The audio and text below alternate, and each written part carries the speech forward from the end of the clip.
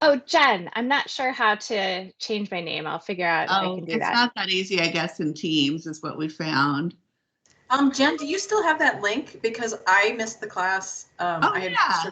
couldn't go. I'd love to take it asynchronous. Yeah, definitely. It is on the Teams. Is it Oh, in it's the in here. Okay. All right. I don't know if you have access to it or not. Kim, could you help me figure that out after class? I'm trying to figure it out right now. So. And y'all, can you see my name? I don't know how to deal with names on. Yes. Yeah. Okay. Cool. And yeah.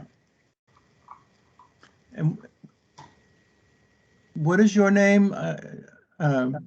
Jay Zoomstick? Yeah, it's Jennifer. I go by Jen with 2 N's. Okay, Jen. And Melinda? Hi. Leslie Hi. and Karen? So. What is that name German, Zoomstick? It's my married name, although I've had it almost 23 years now, I guess on Monday. But it's Swiss German, and my mother-in-law swears that there's a whole village of Zumstegs that hopefully someday I'll be able to go visit. Yeah, that's the same with my wife is German, and she was like that part of Poland, Prussian, I guess. But her name originally was Kozulak, but they moved to a village during all the uprisings, and they changed their name to Kaldorf, which was the name of the village. So there's a village in Germany that has that name, and they took it. Oh, interesting. One of my colleagues is from Germany and told me, I think very reliably, that Zoomsteg means to the bridge, but that's like boat dock. So like to the boat dock. And bridge is okay. And my husband's favorite thing in the world is boats. So I guess we all got it right. It's good. Yeah, maybe it's maybe you've been meeting with each other for centuries. You just don't realize it. Exactly. Anything's possible. Even in science, they're discovering things like this. Genetic memory. People that have had experiences like 300 years ago, they're still affected through their genes by them. Pretty interesting stuff. Is that like all the epigenetic stuff that changes? And yeah, it's so cool. Yeah, and slightly frightening. Those things often I go know. together. I think it's as simple as you think, So I think we have, this class is full. So I think there's going to be, I don't know if there should be a list. I'm like. Yeah. So we'll wait another, I don't know, 8 or 10 minutes maybe. And we are being recorded, so. Yeah, and if anyone has anything they're interested in covering today, it's probably a good time to. Yeah, I'll start by, I guess I'll do a little slideshow of some paper cuts that I've done. It's easier than me just trying to haul them out and show you. And I'll talk to you about, what kind of scissors to use and the art of cutting. If you don't know that already, Karen probably has done that before. So yeah, we're just waiting for one more guest. But okay. Well, another 5 minutes and then we'll start. Yeah. I missed the email that had the supply list, and so I'm just sort of guessing right now at what I should have in front of me, which I'm sure is off. But what should I have in front of me? A pair of scissors. Okay. And a pencil. Okay. That's about it. Okay, good. And then anything else, all the optional paper. stuff. Oh yeah. Some copy paper is good.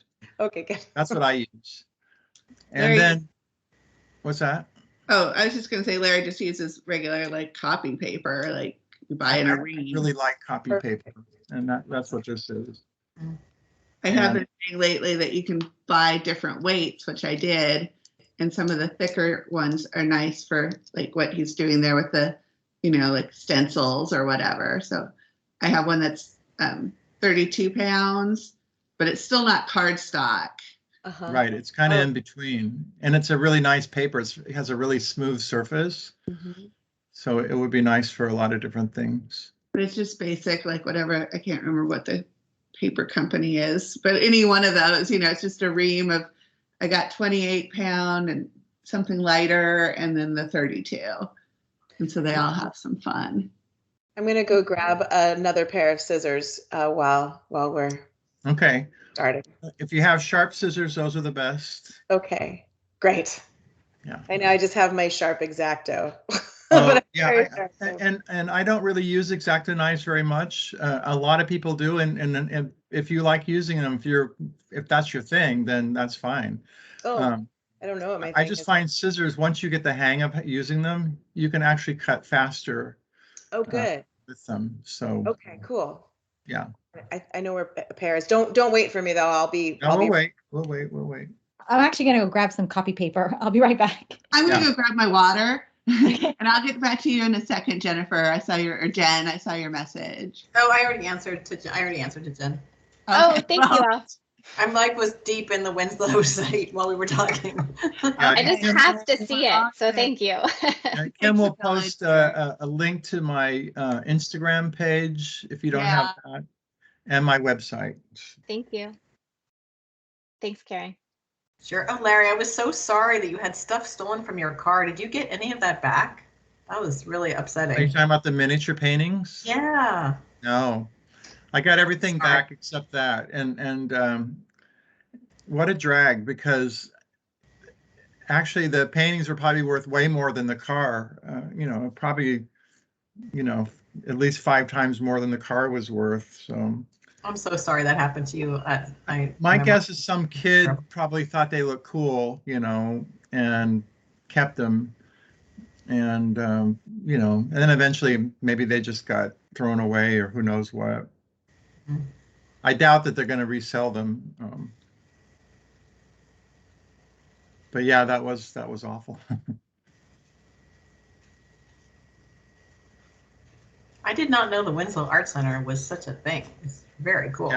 Yeah, it's a big outfit. I've been teaching for them for quite a long time. Over the years, I've taught them there, usually live classes, but lately I have been doing some online classes too. I kind of took the summer off, so I didn't pursue any other classes other than my my regular classes here and at Kirkland Arts Center. The thing about it, with the pandemic, you could teach just about every day if you wanted to. But teaching online is actually kind of exhausting. I see your dog behind you.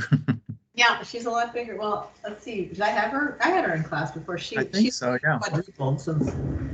Yeah, I keep an eye on her. She's bigger and more rascally than she used to be. Yeah. That happens.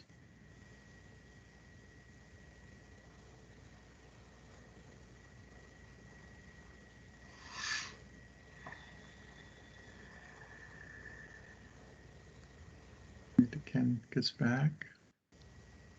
So I'm actually teaching for my studio now, nice. Which I think, Karen, the last time I saw you, I was teaching for my hallway in my house. So you were. My wife is happy to be rid of me. But thanks to Kim, I have Wi-Fi up here now in the studio, so that's been great. So when Kim gets back, we'll just start. Okay. I forgot a pencil. I'm sorry. Like the bad student. I'm running upstairs and back down. I'll be 2 seconds. Oh yeah, no problem. That's a good point. Larry, from your last class, and you showed us about making stamps. Yeah. My daughter, I showed her how to do it. We've been obsessed making stamps. We have like so many stamps. It's so much fun. It's fun, isn't it? Yeah, I you love can it. Just do all kinds of stuff with it. I like these like kind of grade school kind of approaches to art making. I like that too. You can just build on those, and they can get more and more complex, and I think it's a better way to learn something. You know, it's like people who they do this therapy for people who've had strokes, I think, or they have to learn to crawl like babies, and it reprograms their brain somehow. It's pretty fascinating. So I think making art, that's a way to teach yourself, is to sort of start small and just build it up. It's just it gets more complex, but it's really based on a simple approach. Yeah, I like trying Did to you find. guys make an official arrow? I have to Oh, we resist did do now the to arrow. put We arrowed everything. an arrow Oh, on every yeah. little thing. It's so great. I love arrows. I didn't do arrows because that's your thing. I did other I was stuff. watching. Oh no, use them. I was watching a show the other day, and it had a map. I think it was called Blacklist. It's like a spy show kind of. It's really dumb, but nice to watch at the end of a working day. But anyway, they had a map, and on the map they had this big red arrow stamp on it, and I was like, oh man, I love that. And I was like, I think I have some this atlas with all kinds of maps in it, and I'm just like, I'm going to steal that idea and use them in collage, because I've never used maps in collages before. So I thought that might be kind of fun. I like drawing manga characters, so I did like manga anime stamps. Perfect. Yeah, we have a friend that was doing something like Cheryl was doing something like manga, wasn't she, Kim? You're muted. I love the idea of manga stamps. Yeah, she was doing like the body, like the manga character. Then she did little clothes. Like yeah. She could stamp on a dress or, trousers or whatever. But yeah, you can build up some pretty complex images using just that stamp idea. Upstairs. I mean, I brought it down. Yeah, I like that you can just make it as detailed as you want just by pressing into the foam. Yes, that's right. For those who don't know what we're talking about, that it's this. If you look at my down camera, it's a self-adhesive foam. It's craft foam. You can get it at the hardware store, or not hardware, Michael's, like a craft store, and the back peels off, and but it's very sticky.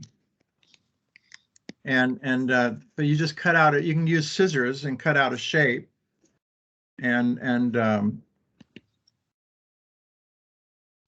it just cuts really easy with scissors, and then stick it on a piece of wood, and make a stamp out of it. Hang on a second. I'll get something and show you before we start. Leslie, how old is your daughter? I'm just always so interested in age and how things span, and if you're willing to share. I have 2 girls. One is older. She's going to be 14 next week. And my youngest, who is 9, she's going to be 10 like a week after that. Their birthdays are close. So yeah, my oldest, yeah, I think it was like 4 years ago, she started getting into manga and anime, and then she got me interested in that, and I've been obsessed ever since. But it's awesome. That's and very cool. I know. What a benefit of having a child. I'm going to spotlight my down camera, and then you can show you how this works. So can you see that? Yeah. Okay, so I use these big stamp pads. They're made by Ranger. They're archival, and I like the big ones because you can make a bigger stamp. But I cut all these arrows. This is a dog, but I just made all these different arrow stamps to use in different pieces. But yeah, so what I showed you there is how you cut that out with scissors. Ah. And it's great because I'll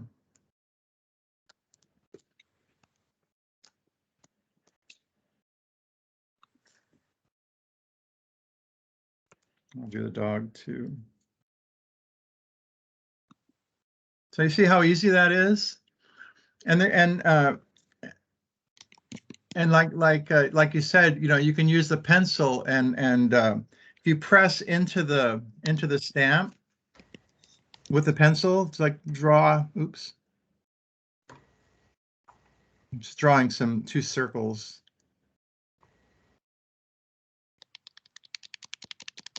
You can see that or not. Oops. My shadow's in the way. There. Can you see that?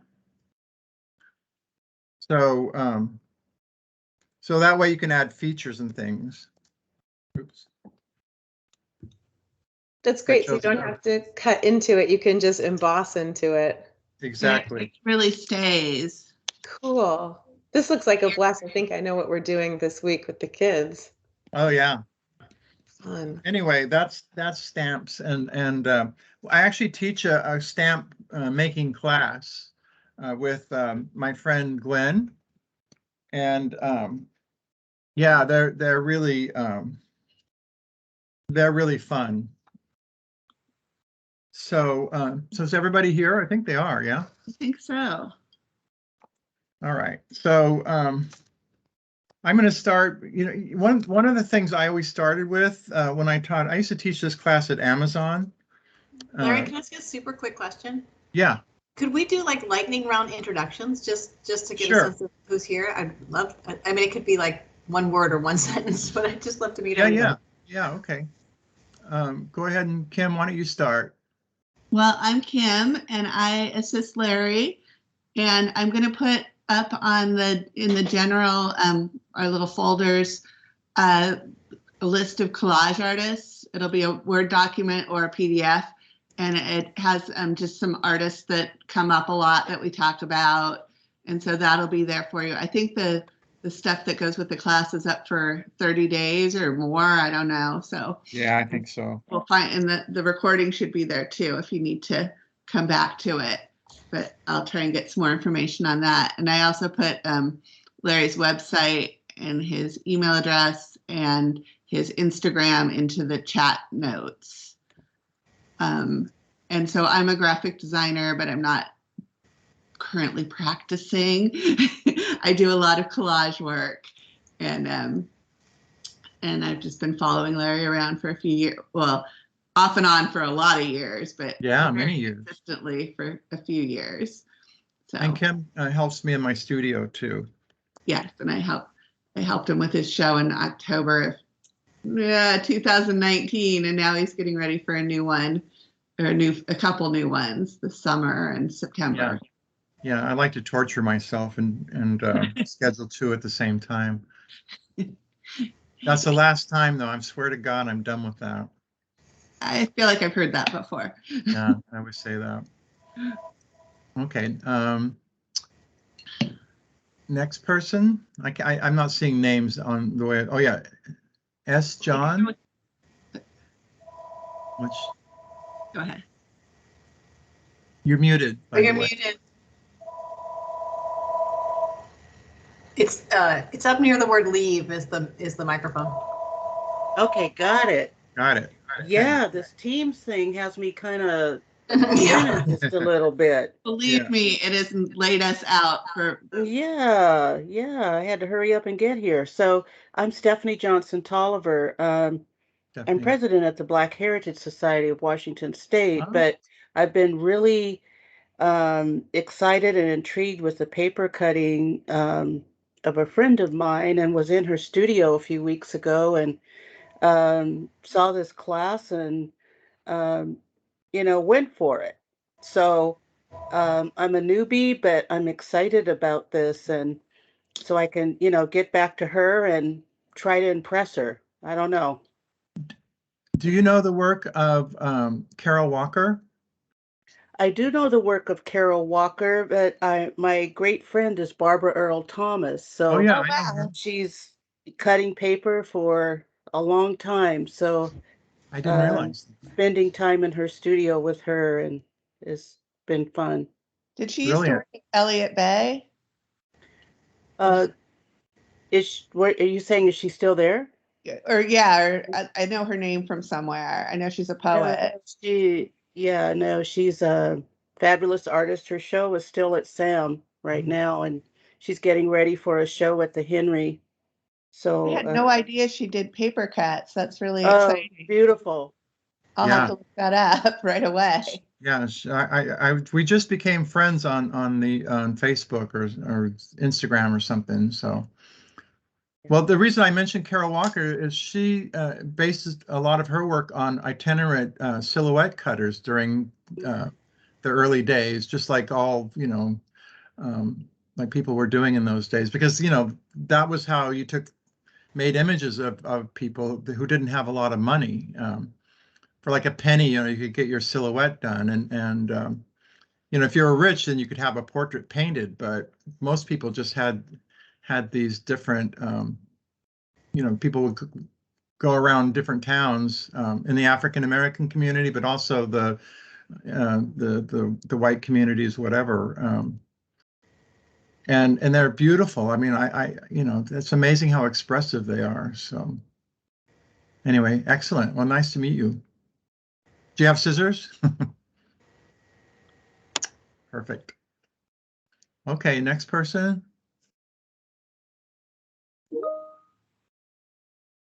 Oh, I'll go because I just put that weird link in. That long link is the link to Barbara Earl Thomas's show at SAM that's up now, which I had a chance to see last Sunday, and it was so beautiful and so moving and so powerful. So just wanted to share that with the rest of this group. Nice. I'm Karen. I've been doing collage for about a year, and I've taken a couple of classes with Larry, and I think that's all I need to share today. I'm just really happy to see you all and ready to get started. Good. I can jump in. My name is Melinda Hurst Fry. Nice to meet you guys.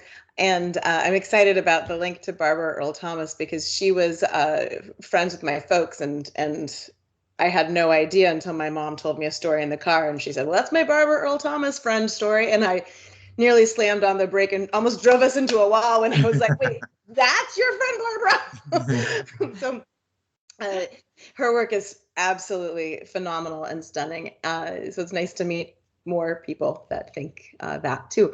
I don't use much collage, but I've been cutting paper in the last few months for a project where I'm rephotographing the cut paper. So I'm cutting shapes out of native plants out of paper and then rephotographing them. So trying to find more techniques and get better at what I'm doing. Yes, good.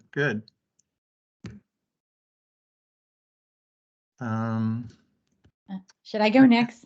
Leslie? Yeah. Yeah, I'm Leslie Muldoon. I haven't really focused on one thing. I kind of like to take lots of different classes and try everything.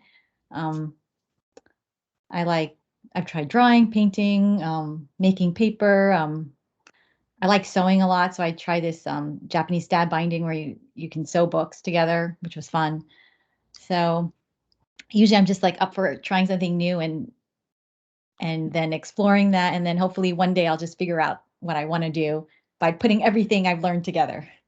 I think that's a great way to approach anything. I was reading a quote by Kurt Vonnegut, and he was telling the story about when he was a kid in high school. I think his guidance counselor asked him what he was into, and he goes, "Well, I do a little of writing. I play a little baseball. I like music. And he was thinking, well, he was thinking as he was saying this, how he's tried all these different things, and then Kurt Vonnegut and then the guidance counselor was saying, that's great. It's really important to try all these different things and not to be good at them, but to have that sort of part of your arsenal to help you inform, whatever you focus on. All those other things help kind of round it out and give it more weight, and you can always draw on all these different ideas and different techniques. I know I'm the same way. I think it's really, it helps kind of galvanize and give weight to whatever I do. I don't feel like, I think it's really good to try a lot of different things. Sometimes there's just too many things. I want to try everything. I don't have enough time for it. Yeah, but just think of how much pleasure it gives you to do any of those things. I mean, ultimately, that's the important thing, more so than the money or whatever, So keep doing it. Jen? Sure. So I'm Jen Zumsteg. My day job is as a physician. I work at Harborview, and Pratt has been my happy place around the corner for a while now, usually in the printmaking studio. Um, so I'm always happy to be here and I've appreciated the online stuff. I walked through one of Larry's in-person encaustic classes ages ago when I was next door and found it fascinating. So I've also dabbled a little bit with wax and lighting things on fire and all of that, which is fabulous. Yeah. So I think, Leslie, kind of like you said, I have kind of expanded a little bit, and there's so much you can integrate there. So I just appreciate the exploring. And the main thing is that I am really an intuitive person, which I think makes me a creative problem solver at work. But most of the people I work with don't understand that type of knowing and reasoning. And so it's incredibly powerful for me to be with a group of people and share, a different way of knowing. So thank you. It's great to share the space with you guys today. Yeah, thanks. Well, welcome. Yeah, the art of medicine. I mean, there's a certain, I think every research person, just like every artist should learn like interesting technical things, so should technical people learn the art of creation and creativity. There's things that happen that you can't quite put your finger on, but you're reaching these disparate things and putting them together, and they become, that's how really interesting and good ideas are born. I think we shouldn't be like separating the two. Yeah, absolutely. Yeah, so that's great. Do you work in the ER or I'm a physical medicine and rehabilitation physician. So we do recovery after catastrophic injury and follow people all through things. And I do mostly traumatic brain injury. And most of the people I work with do not perceive the world the same way as I do or each other. So I need that suspension of reality to understand what they're doing. And then we work on function and practical things. And I use all the medicine toolkits, but I spent the last 2 days trying to help someone make their auditory hallucinations be quieter by working with cars and doing other things. And so again, I think that's the love of my job, and nice That's to have great. an intuitive group of people to share that with. So That's very exciting. Well, yes, thank you thanks. too. That's so great that you do that sort of thing. Did we cover everybody? Kim? So I think we did. Okay. Well, let's just talk about scissors to begin with. And the supply list is, my supply lists are pretty minimal usually. I like the idea that you could just step into your kitchen and find whatever you need, or go to a hardware store, or go to the drugstore, whatever. Paper, a pair of scissors, a pencil. That's kind of all you really need. But I'm just going to show you how my approach to paper cutting. And one thing I like to do to get started, especially if you haven't cut much before, what I often have people do, and I'm just going to cut a chunk of paper here. I'm actually going to keep this is folded, but I'm going to keep it folded. Because we're going to be folding and then cutting and then unfolding today. So when you have two pieces of paper, there's a little more resistance. And that resistance when you're cutting is kind of important, because if it's too easy to cut, then it's really difficult to kind of to count out a line as you're cutting it. It's sort of musical as well. So the first thing I have people do is just cut a lot of squiggles. And what I recommend is I have my thumb for one handle ring and my middle finger for the other.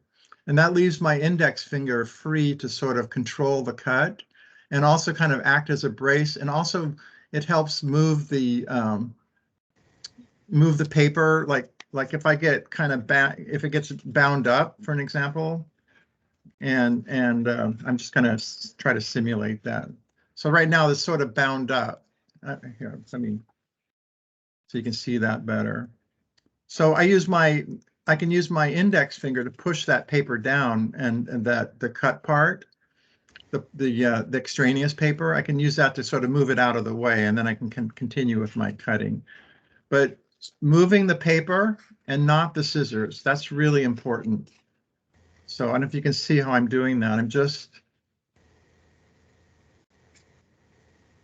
The other thing is having a good posture. It's very important, actually. You don't want to like hunch down. That's kind of, it gets reflected in your cut. So, kind of learn how to breathe. Sometimes I'll do these cuts standing up. That's a good way as well. If I were in a classroom, I would probably be standing and doing this. And but it's fun to just to see how good you can get with your squiggles. And then the other thing is to see how narrow you can make your cuts too.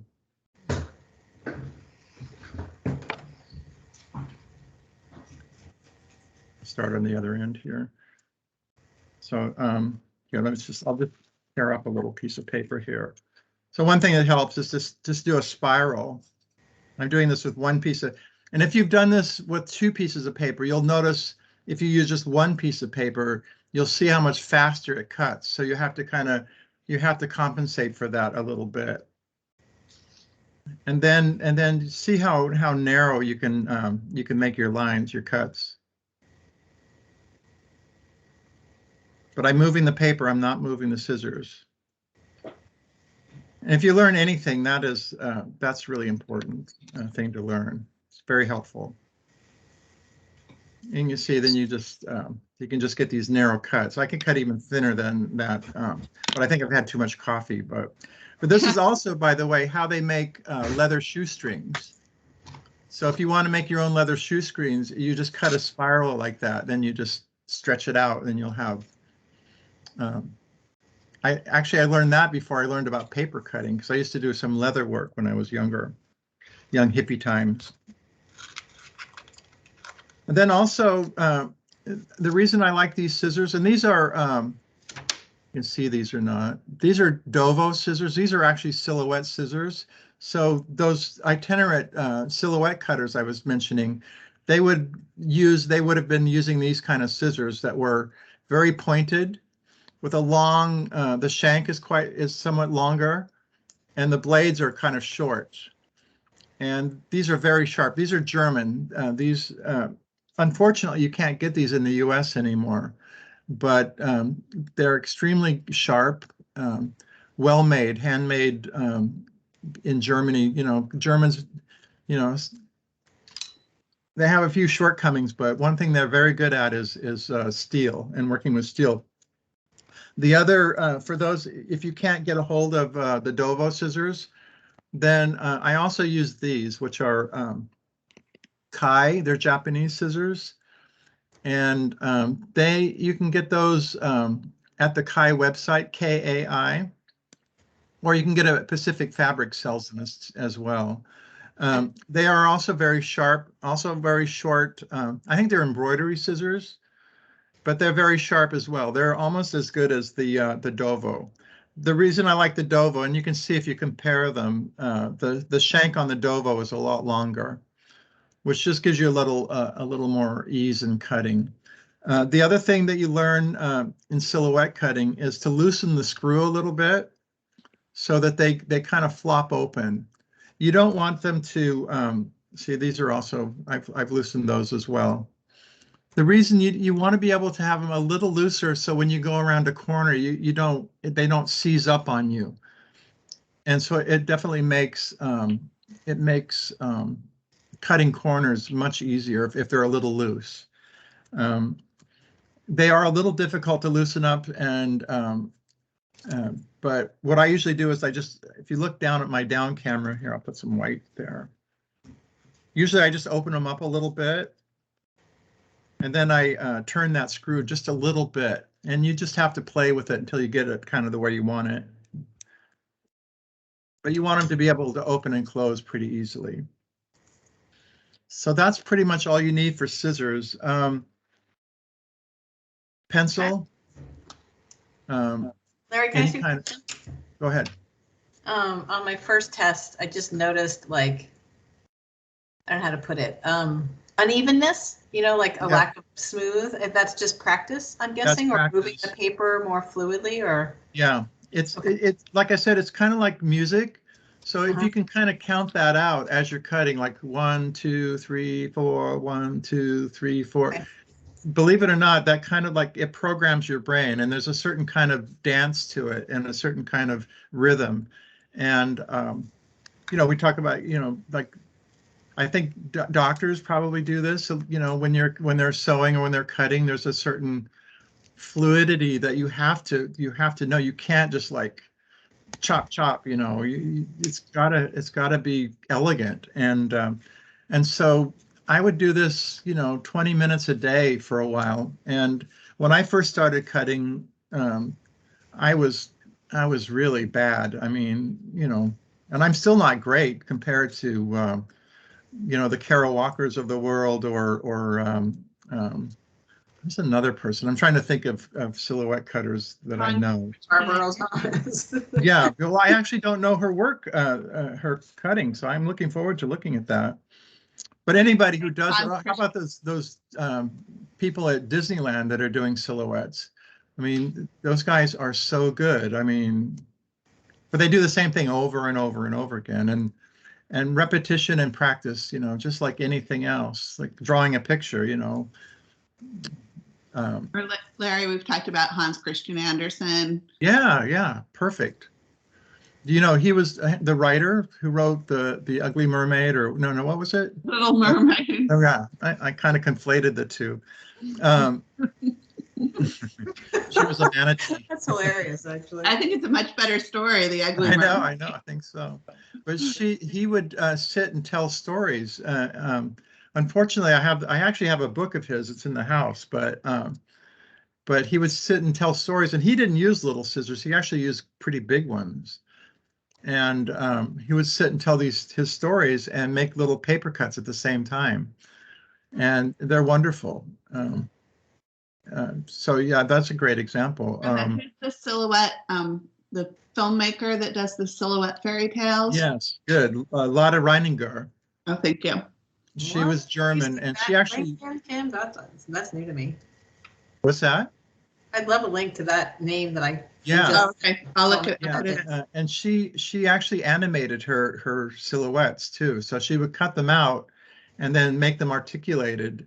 And so they would like ride horses, and you know, she would tell fairy tales. I think maybe early 1900s. Yeah.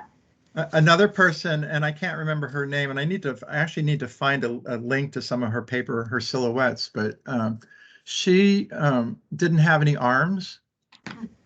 So she cut her silhouettes with her feet, and they were actually quite good. I mean they were kind of crude, but her silhouettes are very much sought after these days. Wow. And I believe there was another silhouette cutter who was going to Europe to do his work, and he brought all his volumes of silhouettes. One thing he did, and I'm going to cut a silhouette really quickly here, and I'm not good at this, by the way, but I'll do my best. Cutting a silhouette. Sorry. Go ahead. I was just going to ask, the scissors are straight, not curved blade. Is that right? Yeah, I don't like the curved Okay. blade scissors. That's Thanks. just not, that's something I don't really like. Okay.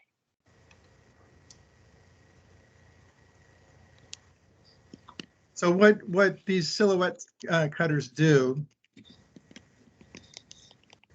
is they will fold the paper, and I don't have any silhouette paper with me at the moment. It's all in the house. But they will fold the paper, and silhouette paper is white on one side and black on the other, so you can see what you're cutting, and it's very black. So you fold the silhouette paper there. Yeah, good, thank you. You fold it white side out, and then you make two cuts. You make two silhouettes, and the reason you do that is you can keep one for yourself and one for the customer. And then this is called a a cameo. So every silhouette cutter has their own kind of silhouette.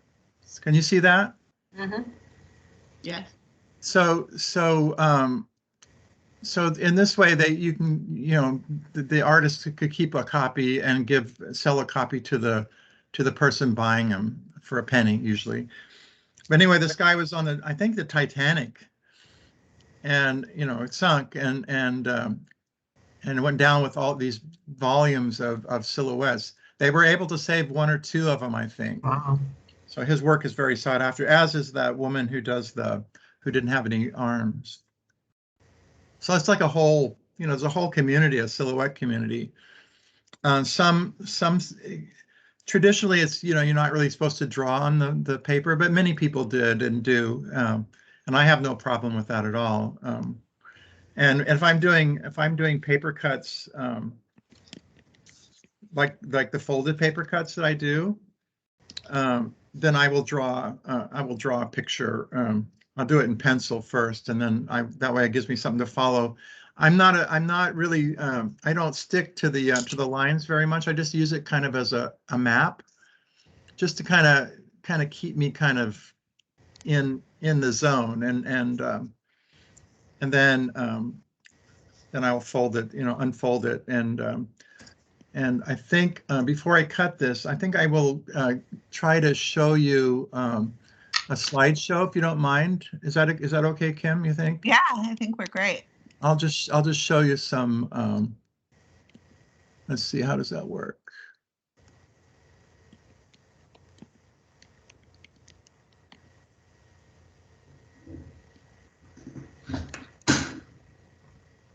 I'm looking for is it screen that I click on?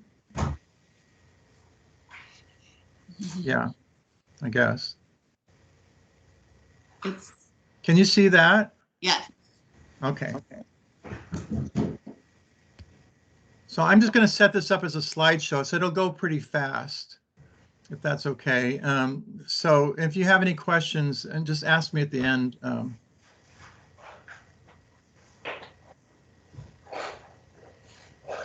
I'll just talk as I go through. So this is that was a story about elephant smoking, and these I've been making the cuts and then painting them too. And I just use acrylic. So I'm really interested in just working in this particular mode where I just doing kind of mirrored images. And I like working in really simple structures. You'll notice Lincoln shows up in my work a lot. I'm kind of a big fan of Abraham Lincoln.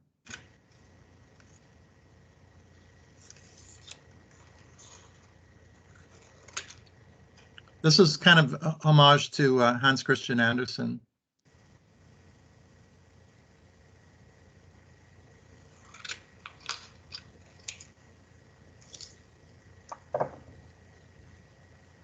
And to me, they're just like sketches, some are better than others.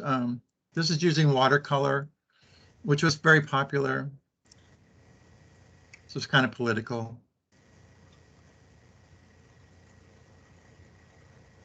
You might hear some chickens in the background.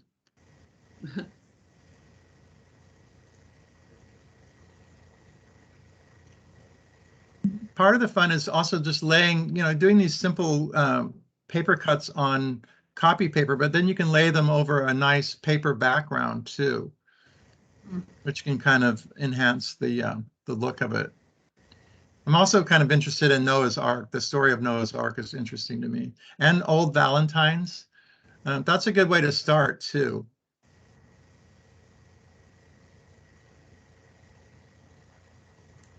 I think I must have done this during Halloween.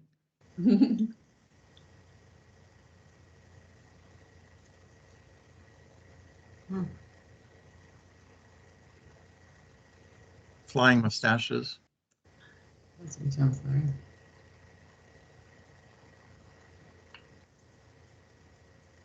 I was in Hawaii doing a residency, so I decided to make tikis, and so I tried to make like 100 tikis just based on different things, like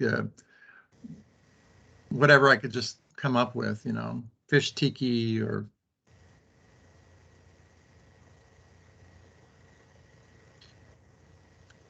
It's just, I like working in this. They're just limited, you know, and you can draw these freehand as well, but I actually like them, the mirrored image effect, which kind of goes against the grain sometimes. In Hawaii, there are a lot of chickens, by the way.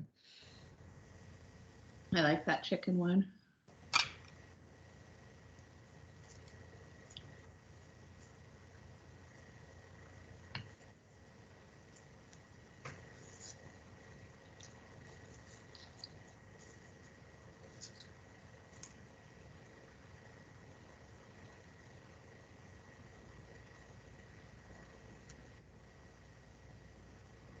And you don't have to draw well, and I certainly do not. So, you know, but the moment you like unfold, even if it's badly drawn, you know, they become, your mind can't quite comprehend them. I'm also really interested in stages.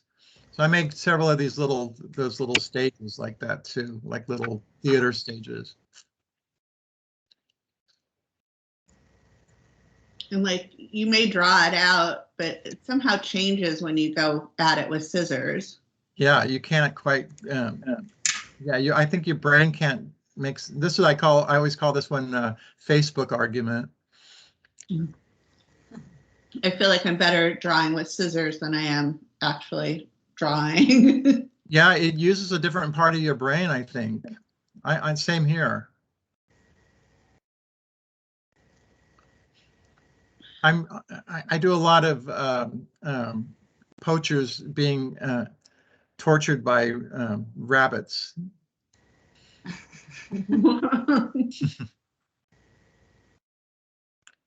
My mother and father arguing. Pussy willows. Larry, what I have to say is I always get hung up with the fold. I cut through the fold. You know, I don't know, it's weird. I don't know if anybody else has that. We can talk about that, definitely. This is almost over, so.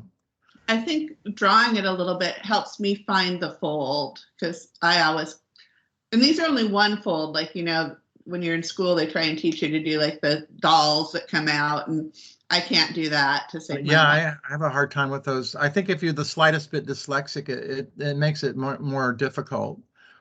So Larry, like conceptually, of course, you're only making half of it, right? Right. So you're just like, how do you think about, this is a weird question, but how do you think about your design? How do you map out the use of space? So usually I have like this one here. I'll stop this one. Oops. Shoot. Hang on a second.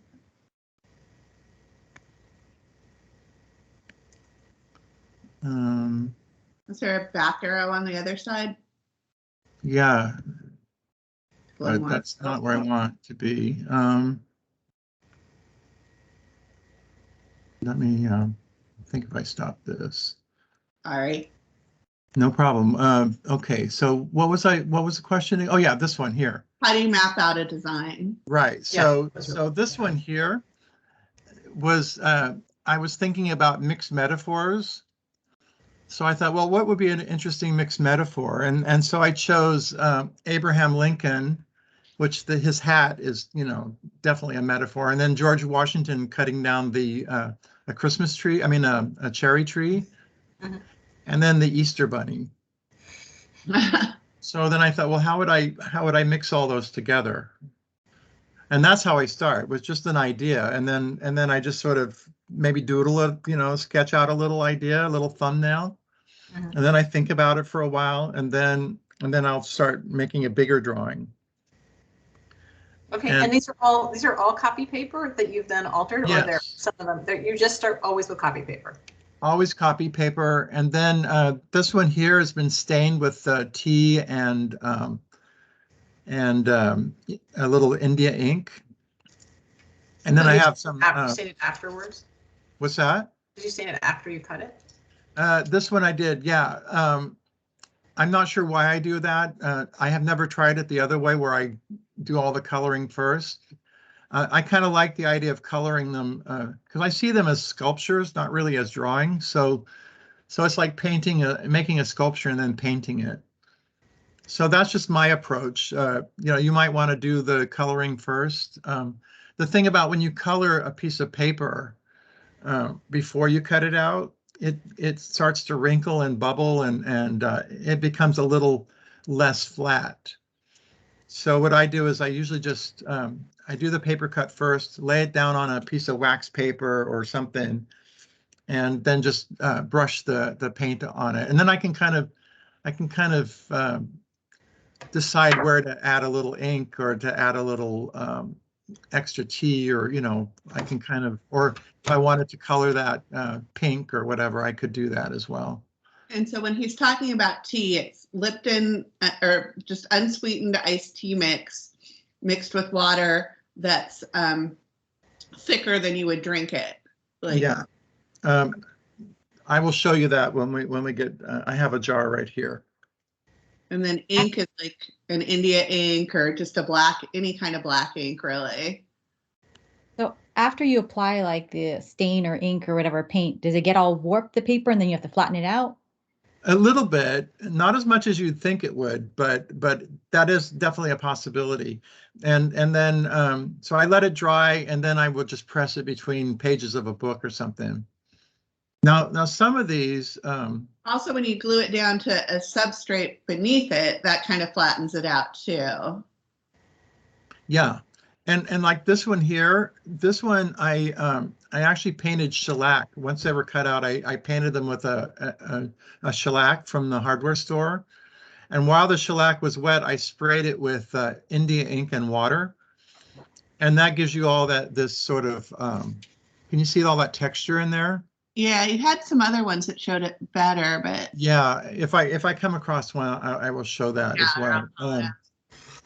But that makes it a little more challenging because the shellac is sticky.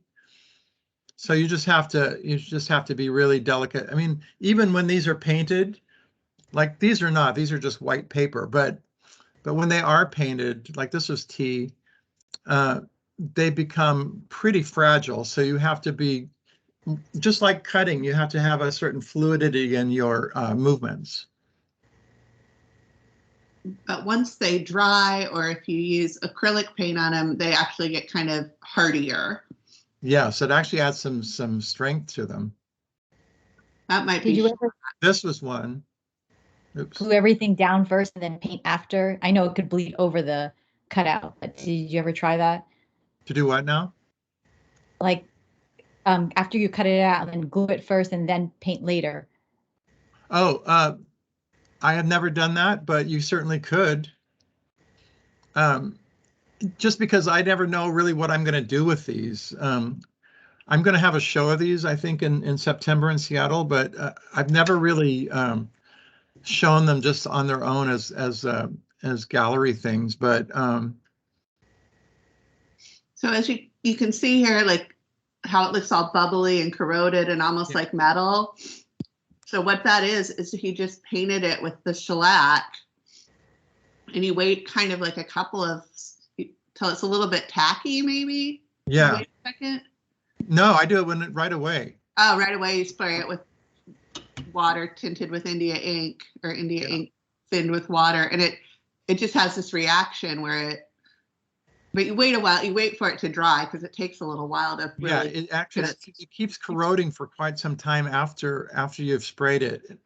And one thing you might consider is laying it out on a piece, one of those silicone cookie sheets. Oh, that's a really good idea. Yeah, because nothing sticks to that stuff. Although, I'm saying that, but I've never done it myself. I just usually just lay them out on a piece of paper or something. But yeah, you just have to be really delicate about lifting them off. And, or someone like one of the printmakers, someone brought in those or held up those really thin cutting boards, like that are plastic. Yeah. And they're flexible, so like they're thin. Yeah, you gotta just find something that you can, but also just get good at handling them because they are pretty delicate at that point. Yeah, I had one kind of come apart, but it actually added to its look. Yeah, you can, you can still repair them. In fact, if in the early times, they would repair them. There's a lot of really nice paper cuts like these that are that have been repaired because they didn't really have the option of going down to the hardware store or the paper store and buying a ream of paper. Oftentimes they were working with scraps, and these are a whole series of conjoined twins that I got really interested in. And these are all watercolored. So they're just, I kind of used them like illustrations, or, I painted them with watercolor, and they're like famous conjoined twins. Which, I got really fascinated, like what that would be like, and their place in society, not really a good life in general, but, still interesting, and also conjoined animals, that sort of thing. Was that watercolor that they were tinted That was with? watercolor, yeah. Which is a tradition. I like to draw rich people as big fat people with ties and a mustache. We were talking about Larry's fat cats yesterday because they're like from the Monopoly game, or yeah, they're big business because they're big. Yeah, they're always kind of represented as and I like that. It just shows what they are.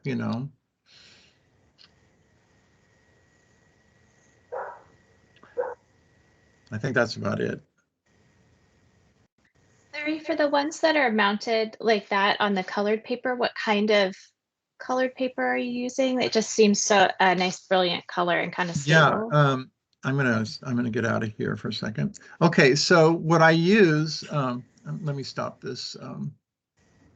Hello, Sam. Oh, sorry.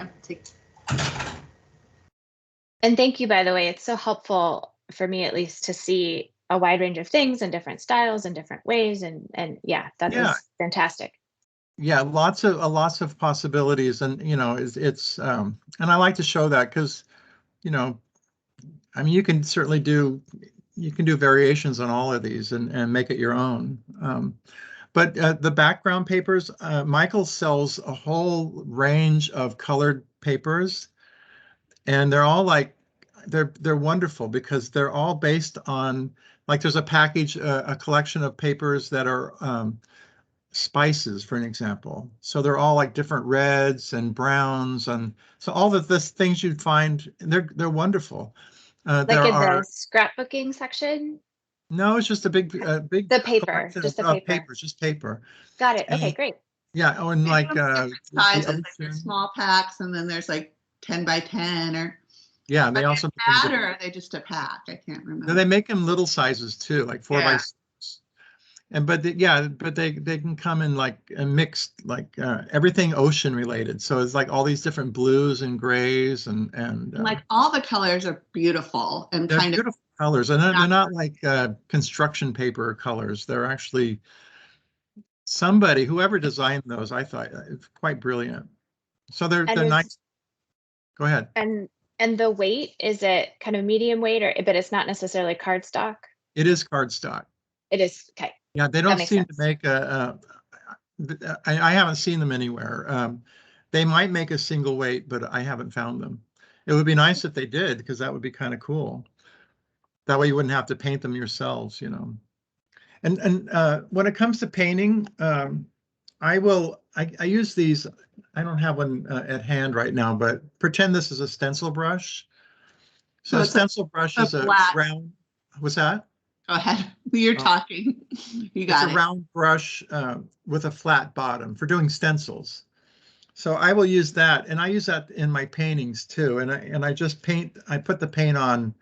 I just pound the paint into the surface. That way you don't have brush strokes, and so you get a little more a smoother design. I have in this box here. These are just paper cuts that I use for painting. I don't know if can you see that? So I have hundreds of these paper cuts in here that I use for stencils and that sort of thing. So here's like, I'll just pull out these green ones.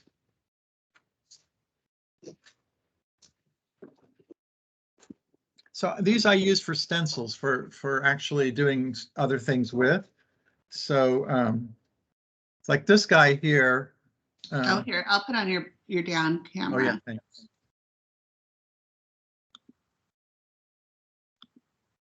Maybe. I just got back from vacation. I have no brain left. Is everyone seeing the down camera big?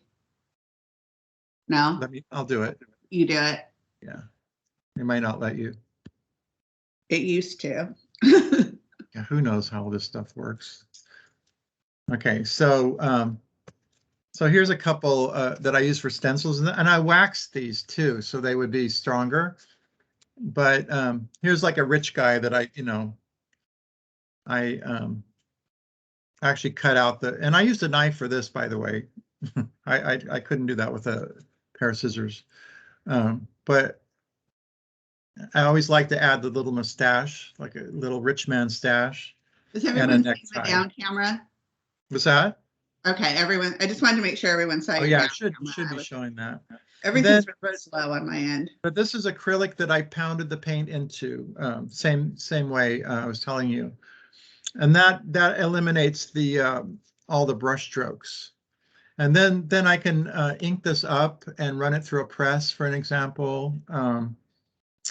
Kim, can you find the website, my website that has the back 40 with the collaboration I did with Becky? And then you can see how I use website, or is it something different? It should be Calkins Art. Okay. But if you can't find it, let me know and I'll find it. I know we had it yesterday. Yeah. But these I can use these for a lot of different things. And so what I'm going to show you in a little bit is like how to, I've been doing a lot of rubbings lately, which is another form of art form that's really kind of simplistic, and but it allows you to kind of go in some interesting directions. Max Ernst especially is somebody famous for he called them frottage. And it's basically just putting down objects, putting a piece of paper over it and rubbing graphite over them, or paint or Crayola. So I'll show you that in a minute. I'm going to, I'm back. I'm going to cut this drawing out and just show you how that works. So I'll start. So you see, I'm moving the paper, and it's amazing how you can pivot pretty well, as you go. Oh, could you explain how you laid that out? Because someone's asking about the fold and everything. Can you just go over? Okay, yeah. So I did the drawing. So I know this is a circus tent. So I drew half of a circus tent, and then I drew an elephant because I know that it's hinged right here. So I know where the hinge is. So always know where your hinge is. And when you're doing a double, just a fold, a single fold like this, it's a lot easier than if I were to do like a triple fold or something like that. That's when you can get into trouble. And I would. I mean, I can't. My brain is too moldy to do that kind of stuff. So I just do. This is all I do. Or silhouettes, or just really simple things. So the symmetrical images, you have to sort of plan it out ahead, and you're only drawing half of the thing you want to cut, right? Right. Basically. Yeah, but you can also just, if you could make a rough drawing, and if it doesn't have to be symmetrical even. You could do like look at Henri Matisse. He made paper cuts towards the end of his life. He was pretty sick at that point. So he was bedridden, so he would lay in bed and make these paper cuts and cut them out with these giant scissors. And then his assistant would pin them on the wall. And apparently it was really difficult to work for him. He would like have them pin a paper cut on the wall and then another one next to it, but then he'd have them move it like, okay, like a 1/16 of an inch to the left. And apparently it almost made the assistant sick, having to do all this like really intricate work, you know. So I believe you told me that Matisse painted up a bunch. They painted it, the pictures or the papers? The paper, just like Eric Carle. Eric Carle is if you don't know who he is, he's a children's book illustrator. So what Eric Carle did was just paint all his papers with acrylic, just watered down acrylic, and set them aside and just put them in drawers, and then he would cut the stuff out of them. So he would do the cutting after he colored them, as did Matisse. They would tint their own papers and like make their own colored paper, basically. Yeah. And then, so you know, it's definitely something to think about doing. I just haven't done it. I probably should, but. And Eric Carle famous for the very hungry caterpillar. That's exactly right. He just died. I think he died this year. A brilliant artist. He actually has a museum. Yeah, I've been to that museum several times. Oh, wow. Where is it? In Massachusetts. Okay. Yeah, he apparently it's really great. Putting it on the list. One thing I will do as I'm cutting, you guys, is throw away the extraneous paper. If the paper starts to get in the way of your cutting, just cut it off and throw it away. You know, you don't have to hang on to that and have it be like baggage, you know. I'll just do it simple. I don't remember if Larry said this, but like the starting out doing these on the fold, like you could start doing just like Valentines, like hearts, like you did in elementary school. Yeah. And it kind of gives you a feel for the fold and the shape.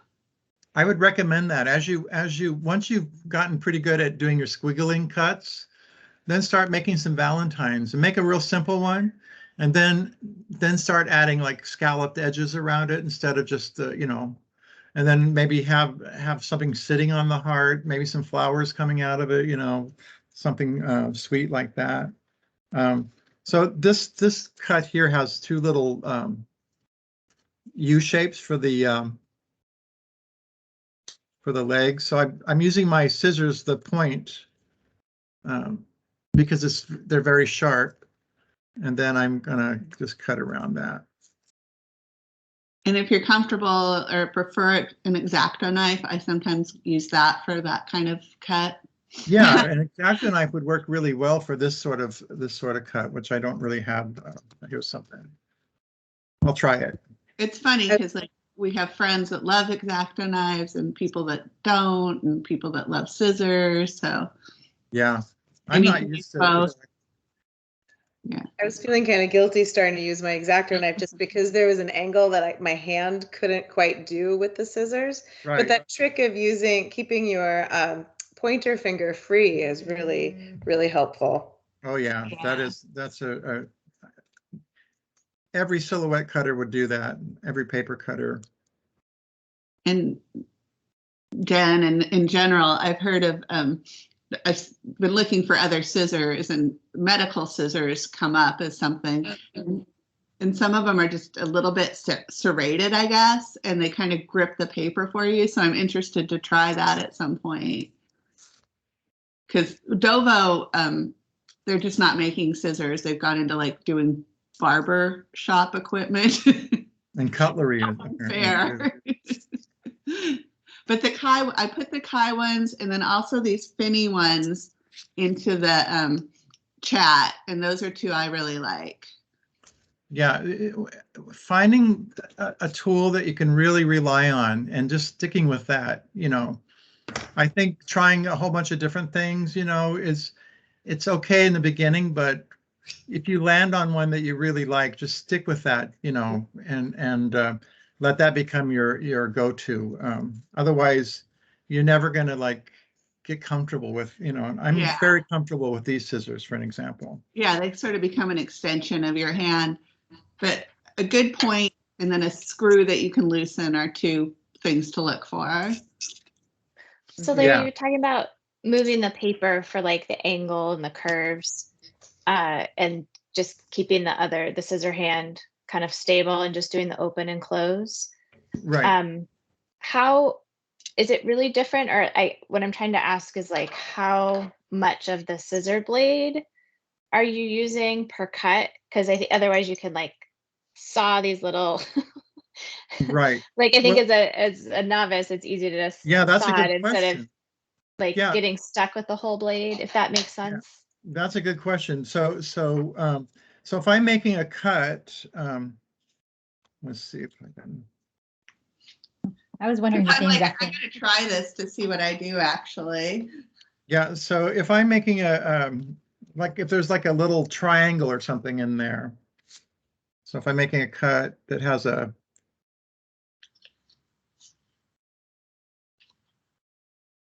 can you see that?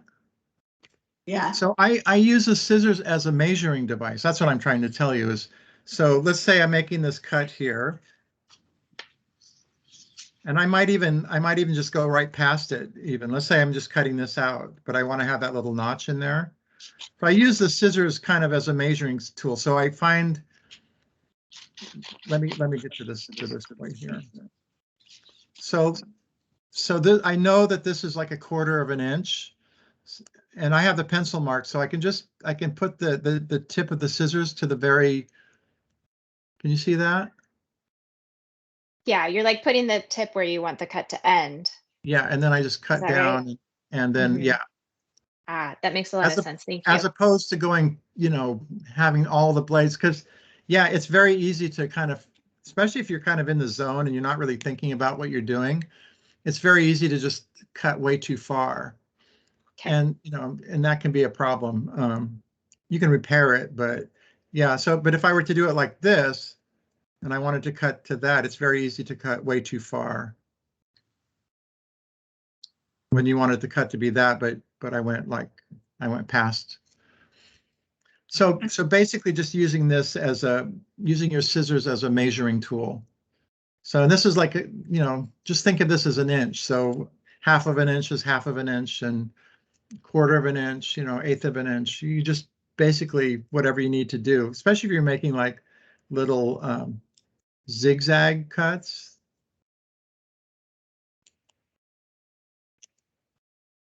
And that becomes really pretty, you get pretty comfortable at knowing, at being consistent, making these consistent cuts. And as you're like making the curves on the circus tent or some bigger cuts, you find sort of a sweet spot in your scissors that you kind of like, and make the curve, and then you just sort of re-up it, as you move along. Like I just did a little heart, and you just sort of like, you're turning your paper, and then you're kind of done. But you use the whole length of my blade kind of like as it rolls down. Right.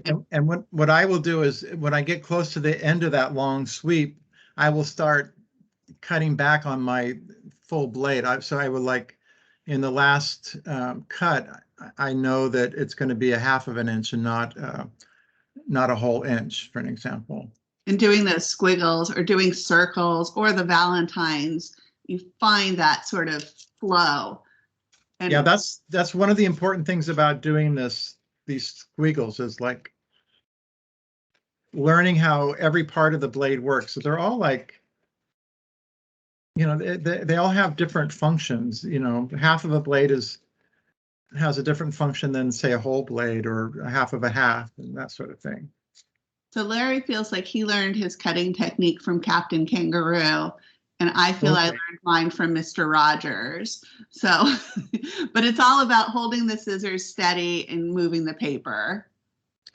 And Captain Kangaroo, I still love the sound of when, and for any of you who are old enough to remember Captain Kangaroo, the sound that the construction paper and the scissors would make, I loved that. It gave me a thrill, and it still does. Yeah, exactly. That's why we're here. Eric Carle was actually a guest on Mr. Rogers. They coated paper and then read his, I can't remember what the story was. It wasn't the Hungry Caterpillar. It was about a bear, I think. Gotta go look that up. Yeah. But you see, when you fold these out, they become something different, and there's a kind of excitement in just like cutting a silhouette, you unfold those and you have these two images, these two heads, and you think, well, how did that happen? And it's interesting in traditional silhouette cutting, they would have added a little eyelash there, which is completely out of scale. But if you look at really old silhouettes, you'll see that little eyelash. Some people use them, some people don't. But I do sometimes, and they're kind of funny. Okay, so how late does this go? It goes till 1. Okay, good. It's 12:16. Perfect. Does anybody have any questions before we go to the next level? Okay, so the other thing I've been doing, and I'm going to move my computer back a little ways for this. So forgive me.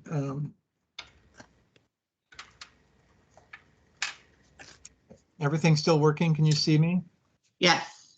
Well, I see your hands. You need to. Are you doing your down camera? I'm going to do the rubbings next. Okay.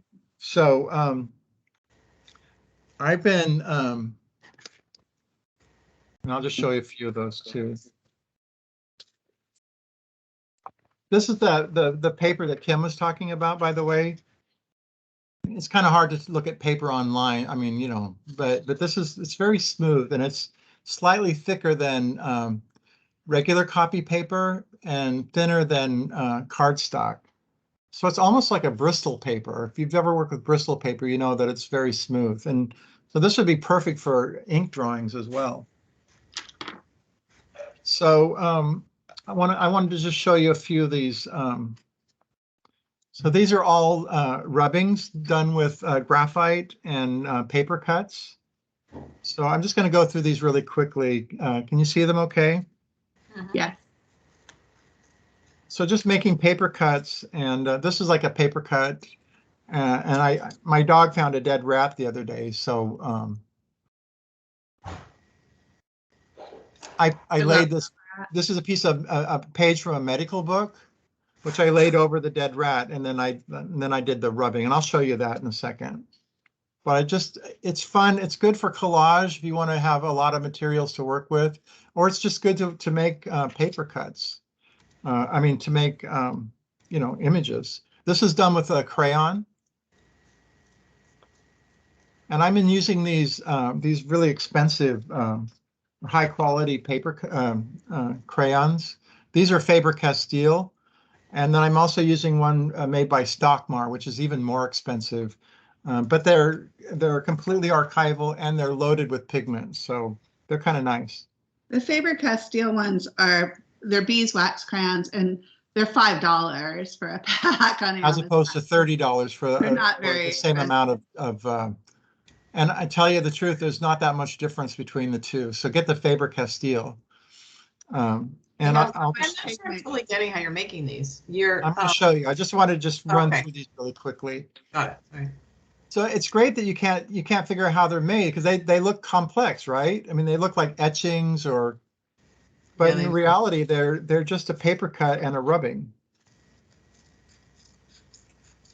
which, for a lot of things, you could use them for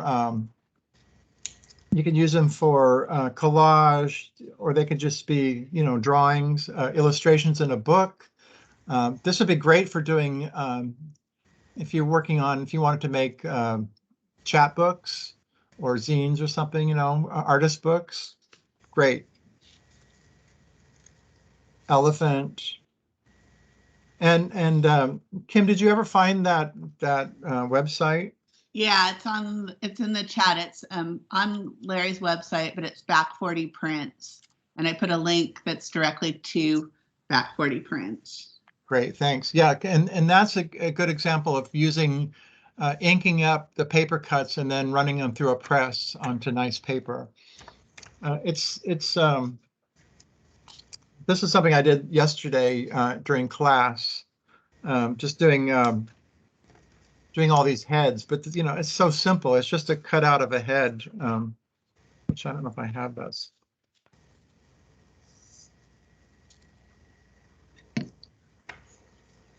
But doing a background first, and then doing the paper cut on top of that. So I'm going to show you. What's that? The inked up cuts that you put through the press, is that with oil paint? Those are with oil-based ink. So I collaborate with an artist named Becky Street, and I just give her the paper cuts, and then she prints them. Got it. So it's kind of a collaboration, and it's been pretty fun because all I have to do is make the cuts, and then she has fun making all the prints and kind of interpreting them kind of the way she wants. So okay, so let me find. She makes like the color choices and kind of stacks them, and she's like a really meticulous, great printmaker. You may have run into her at Pratt even, and yeah. She loves the printing process, which is an awesome collaboration then. Yeah, and it's not something that I am not a printmaker. I don't pretend to be, and like people would not let me use their press, for an example, because I would mess it up. I have my own press, but he doesn't let him touch any of the paper. Yeah. So she makes them, shows them to me, and then sends them to the gallery, and my hands are never in contact with them for good reason. So okay, so now I have a piece of this is MDF. It's like a kind of press board, cheap, like the cheapest press board, but I also use it to make wood cuts on too. And then I'm just going to lay a piece of paper on top of that, and then I'm going to tape it down. Is MDF like a hardware store thing or a craft store thing? Hardware store. You might be able to get it at a craft store too. You can also use Masonite, that's kind of available just about everywhere. Probably at a craft store too. Mm-hmm. Or you can use plexiglass. I also use this is a piece of zinc, an etching plate. This somebody gave me. Plexiglass also works. Piece of glass, anything really. Just something smooth and something smooth. He's going to use the edges of it to kind of give him a boundary. Yeah, that's the first thing I'm going to do is just sort of make a kind of background. So I'll use. I'm just looking for the right. So this is a graphite stick. You can get these at any kind of craft store, or even at the hardware store. You can get lumber markers, and they come in like graphite, or they come in like blue and yellow and red as well. In fact, I used to have a blue one. I've lost it, but they're really nice. They're like a really beautiful blue too, kind of like a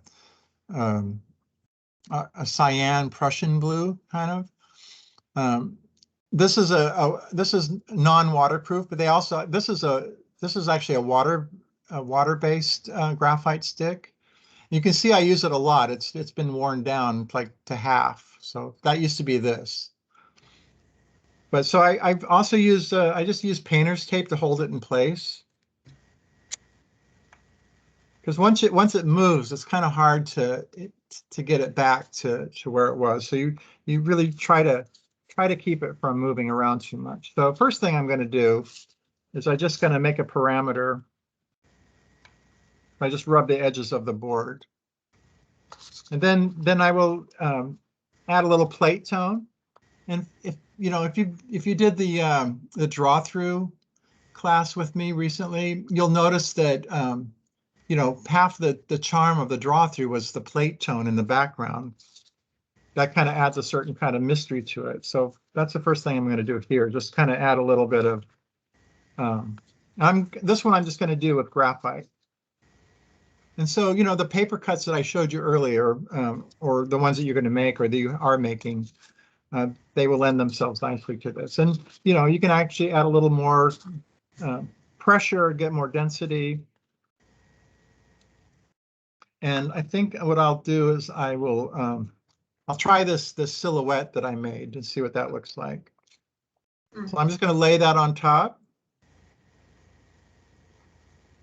So that goes in after you've already done the plate. Yeah, I've already done the surface treatment. Mm-hmm.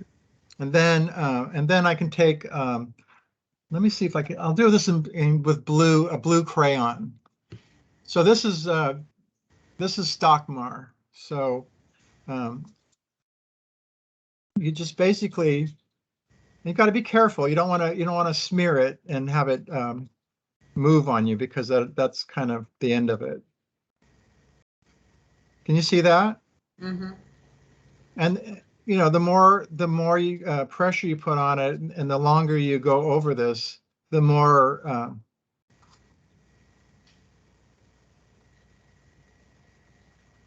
the clearer the image is going to become.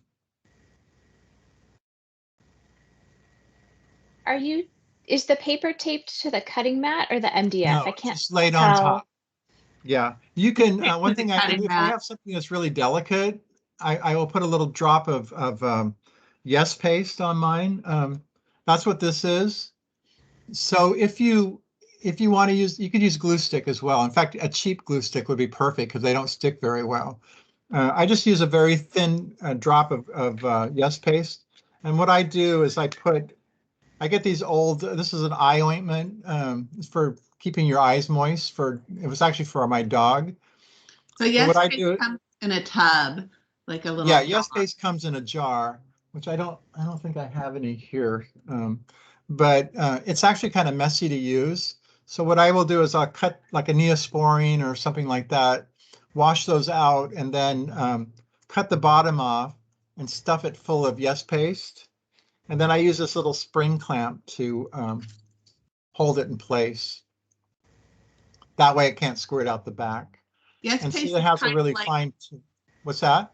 Yes paste is kind of like glue stick in a jar. Exactly. Basically. But it's actually a little more archival and actually it holds quite well. So you don't, and for just holding, but just keeping this from moving around, you don't want it to, you definitely don't want it to, you don't really need a lot to have it, to keep it from kind of moving. So when you put it in the tube, you give yourself this little dispenser where you can just put a dot. Because a lot of times with Yes paste, you use like a credit card or a hotel room key to kind of trowel it on to make a real thin layer on something. Yeah. But when you get it in the tube, you can just really have a lot of control. Yeah, and all kinds of weird stuff happens sometimes with it. So you got to be careful with it. It's just, it's messy stuff. And the blue painter's tape is taped to the cutting mat? Yeah, I use blue tape. And sometimes I don't do that, but these bigger ones, I don't want them to move around. So I also just put a paper squiggle up there. So I'll use a different color for that. And I know I'll use this is purple. This is just a regular crayon. So if you don't have access to, nice, if you don't want to buy the nice crayons, you can just use Crayola crayons. They're not bad. That's what I used to use before I discovered the other kind. And what's moving that? back to the copy paper. Oh, sorry. When you were gluing that, were you just using Yes paste or glue stick, or it doesn't matter what you use? When I glued that little figure down, you mean? No, before, when you, like your other cutouts that you did, the symmetrical ones, and then you glued it onto the colored background paper. What kind of glue did you use for those? That would also have been the Yes paste. Yes paste. And I only put a couple little dots just to hold it in place. I don't want it to. Okay. I'm not interested in. I'm probably the lightest gluer that you'll ever meet. Same with my collages. I put such a small amount of glue on collages compared to just about everybody I know. I was really, I'm not really building a bridge or anything, so I know, it's not a construction project. So, I just want it to hold in place, and you don't really need. And I also like the look of the paper being kind of just laid on there, so it doesn't look like it's been fused with all the other paper. I like I like that you can tell the difference between the different papers. That's just me, though. That's just an aesthetic choice. So this is purple, a purple crayon. I was really. They don't have. What's that? I was just saying I was really suspicious of your light gluing always, but I've kind of come to embrace it. It works. You are building a bridge. And if you have those loose edges with collaging or anything, you can slide something under it. And exactly. Change it. It gives you a lot more flexibility. That looks awesome. I love that squiggle. Yeah. So, this is a great way to make multiple images. So I could move that, I could move this over here, change the angle.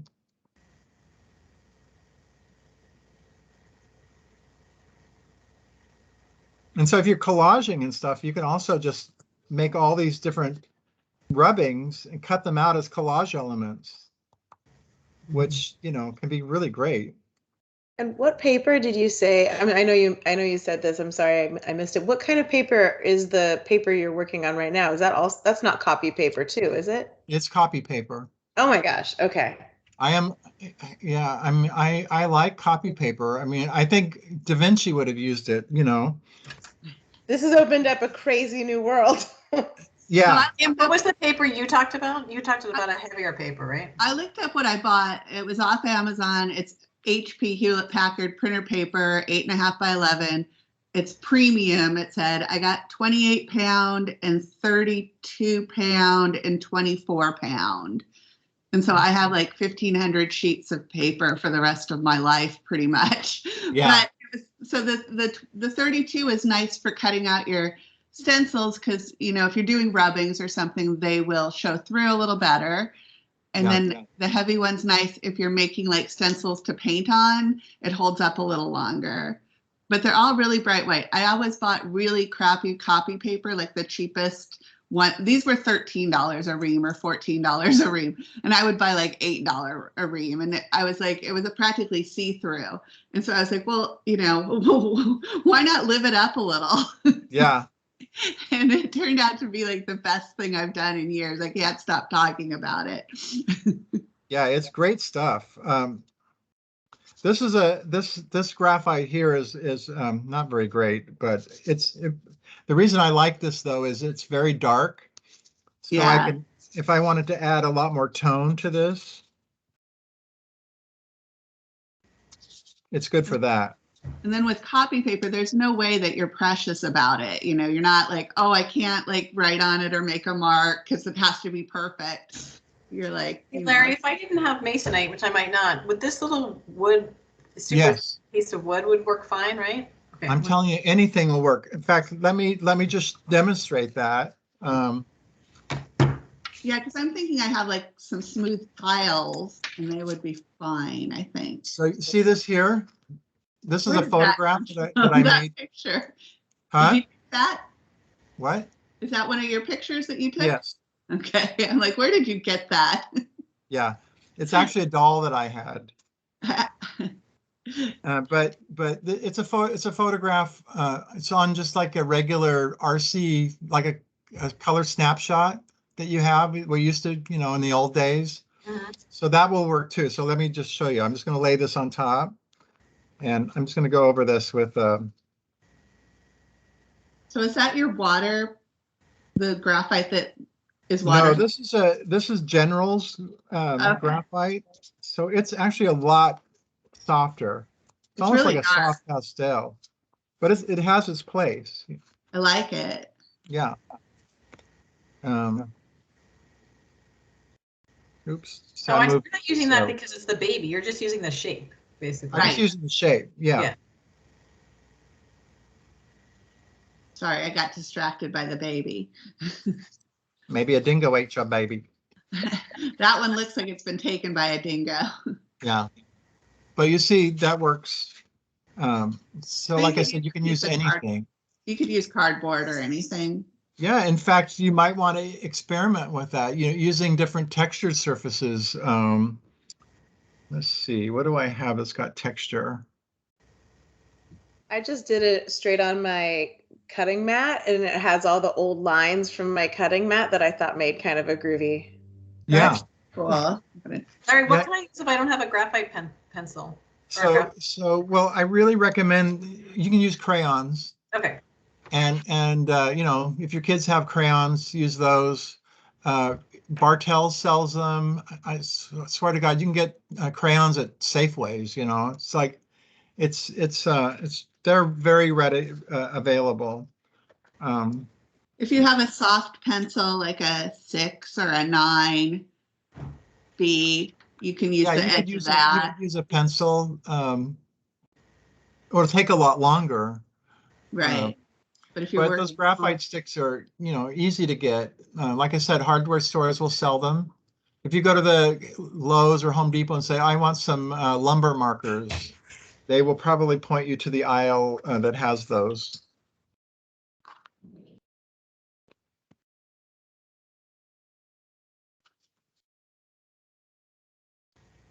I'm just going to do one more rubbing here.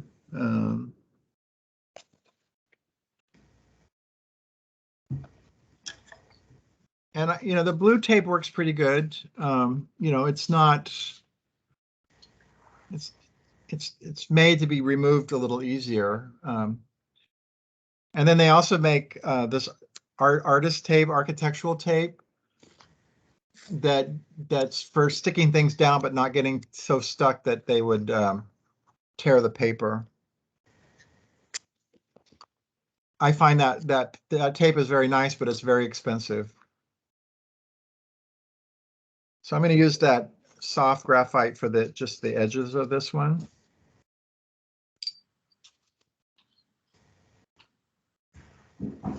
And I showed you earlier that box full of paper cuts. To me, it's like having an arsenal of images to work with, just like you would if you were a collage artist and you have like boxes and boxes full of cutouts and stuff for or like your paint palette. Yeah, it's kind of like like an arsenal of materials to work with. So I'm gonna look through that. The ones that you covered in wax, is that just beeswax or encaustic medium, or? What's that? The cutouts that you said some of them are coated in wax, beeswax. Yeah, beeswax. They don't have to be beeswax. You could use candle wax too if you wanted to. I'm just looking for something that will fit on there.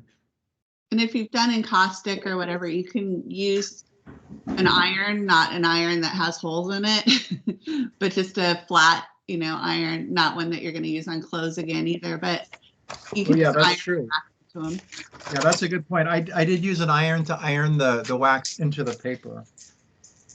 Instead of just dipping it, because when I dip, it gets curly. Right. If you dip it, you're going to run into problems. I would use a brush and try to use the least amount that you can, and just keep adding. It's better to add than to try to remove a bunch of excess wax. Thank you. So that would. I'm just looking for the right kind of. Have you ever tried doing like a rubbing with crayons and then ironing it, like making a melt? Not since grade school. I know, but now I want to do it. Yeah. I like I'm just going to put this down here. He's great. It's like fork head or crown head. Yeah, I've been kind of obsessed with crowns. Just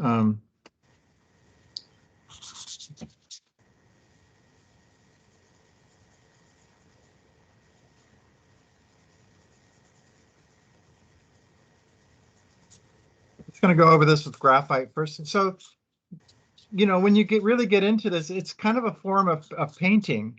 So you could, play around with colors and you know, this could be the basis of a painting. You could go back over it with acrylic, or, you know, mount it onto a panel and you know, see where you can go with it.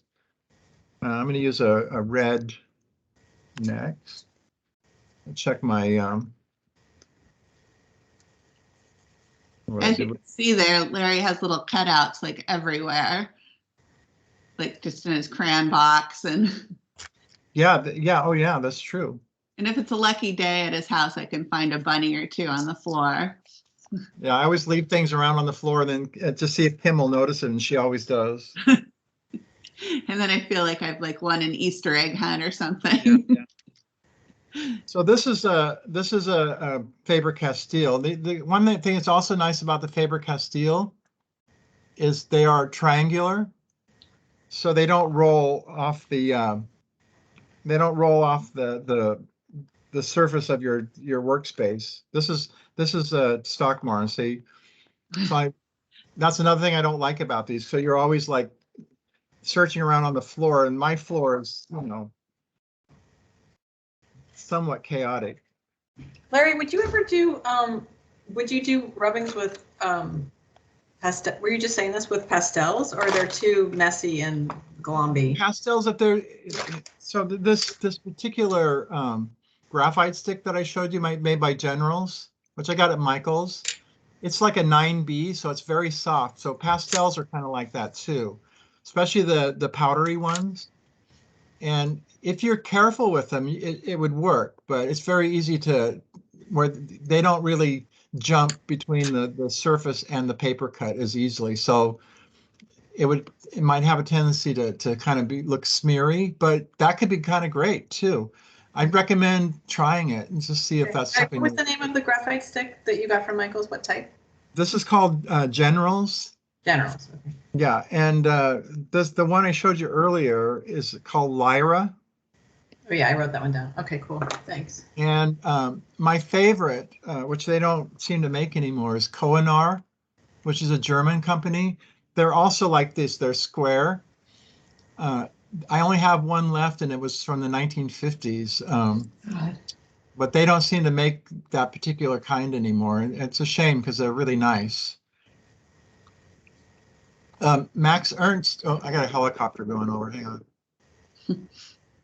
Can you hear that? A little bit, not too bad. The other thing we talked about with pastels, like if you're using oil pastels, if you got them cold, like put them in the fridge. I haven't tried it, but I think it might work. Yeah, I think they wouldn't be as smeary. But yeah, so this graphite stick is pretty soft. So I'm being careful about how much pressure I put on. So the more pressure you put on it, the darker it's going to get. But I'm going to use this this Faber-Castell red to see what that does.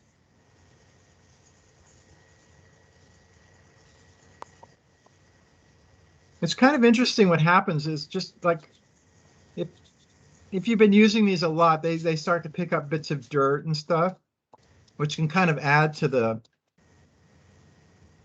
like here the red is mixing with the graphite and giving you kind of a bloody kind of color. And you know, you can just press really hard and then get kind of nice edges, kind of emphasize those edges.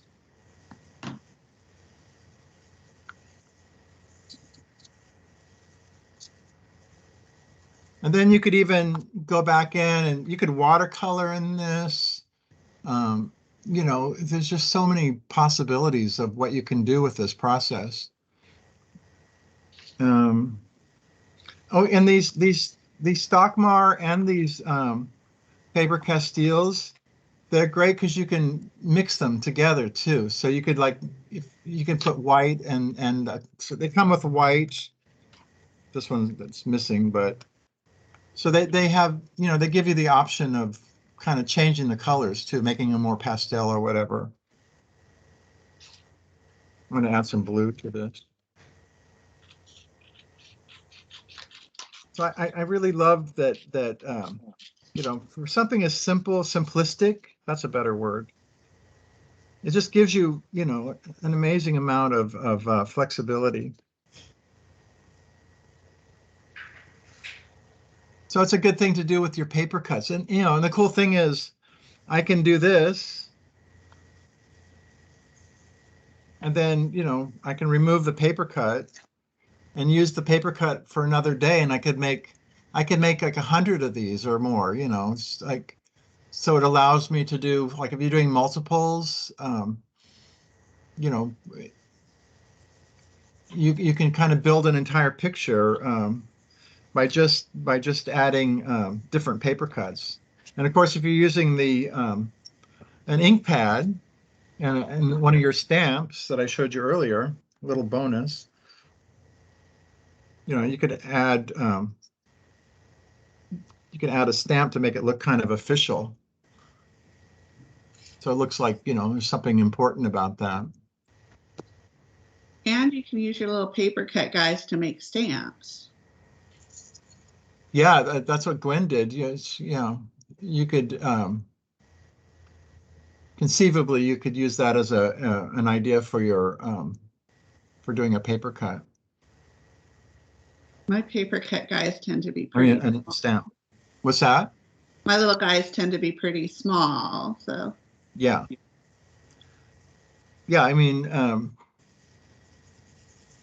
it just depends on how good your eyesight is. I mean, that's one thing I'm noticing. I'm getting older and my eyesight is getting older too, and not so great. You might need more light.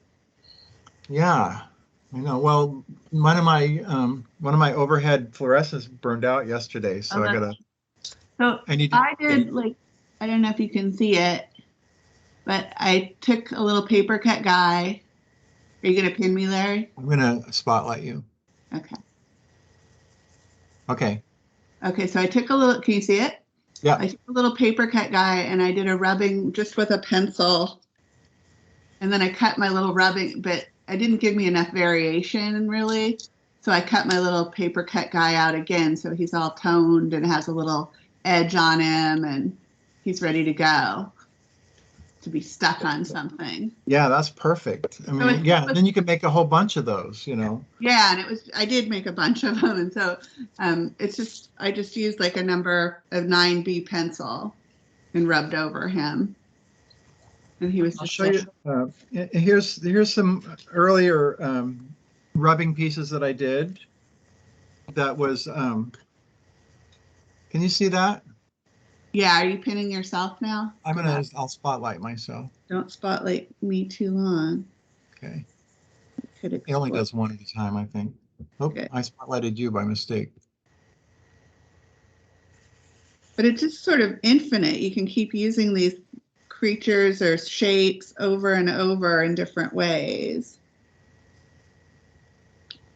Okay, so I'm actually seeing you next to me. I'm not sure why that is. Maybe I can't. Maybe I do have to unspotlight. Stop. Yeah, it does. That's something I didn't know. That's a Teams thing. Yeah. Okay, so so these are. I just wanted to show you these really quickly. These are done on a bunch of other stuff in there. Oh, right. That's like a tracing paper. These are done on this beautiful tracing paper that I got at Bartell's.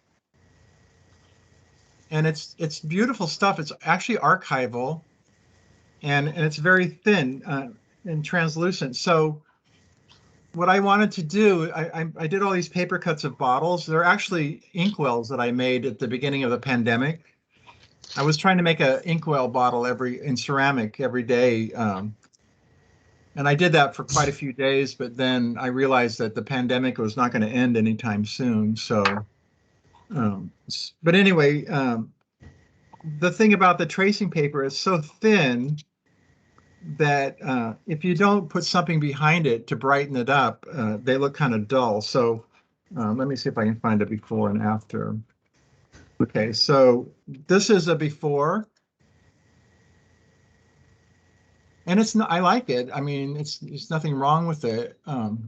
But if you add, if you put spray paint, white spray paint on the back, And that's the only thing that worked, because I tried to put gesso on the back and they completely wrinkled up.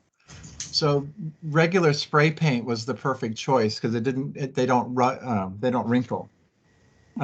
But basically just using graphite to make these sort of still life bottles.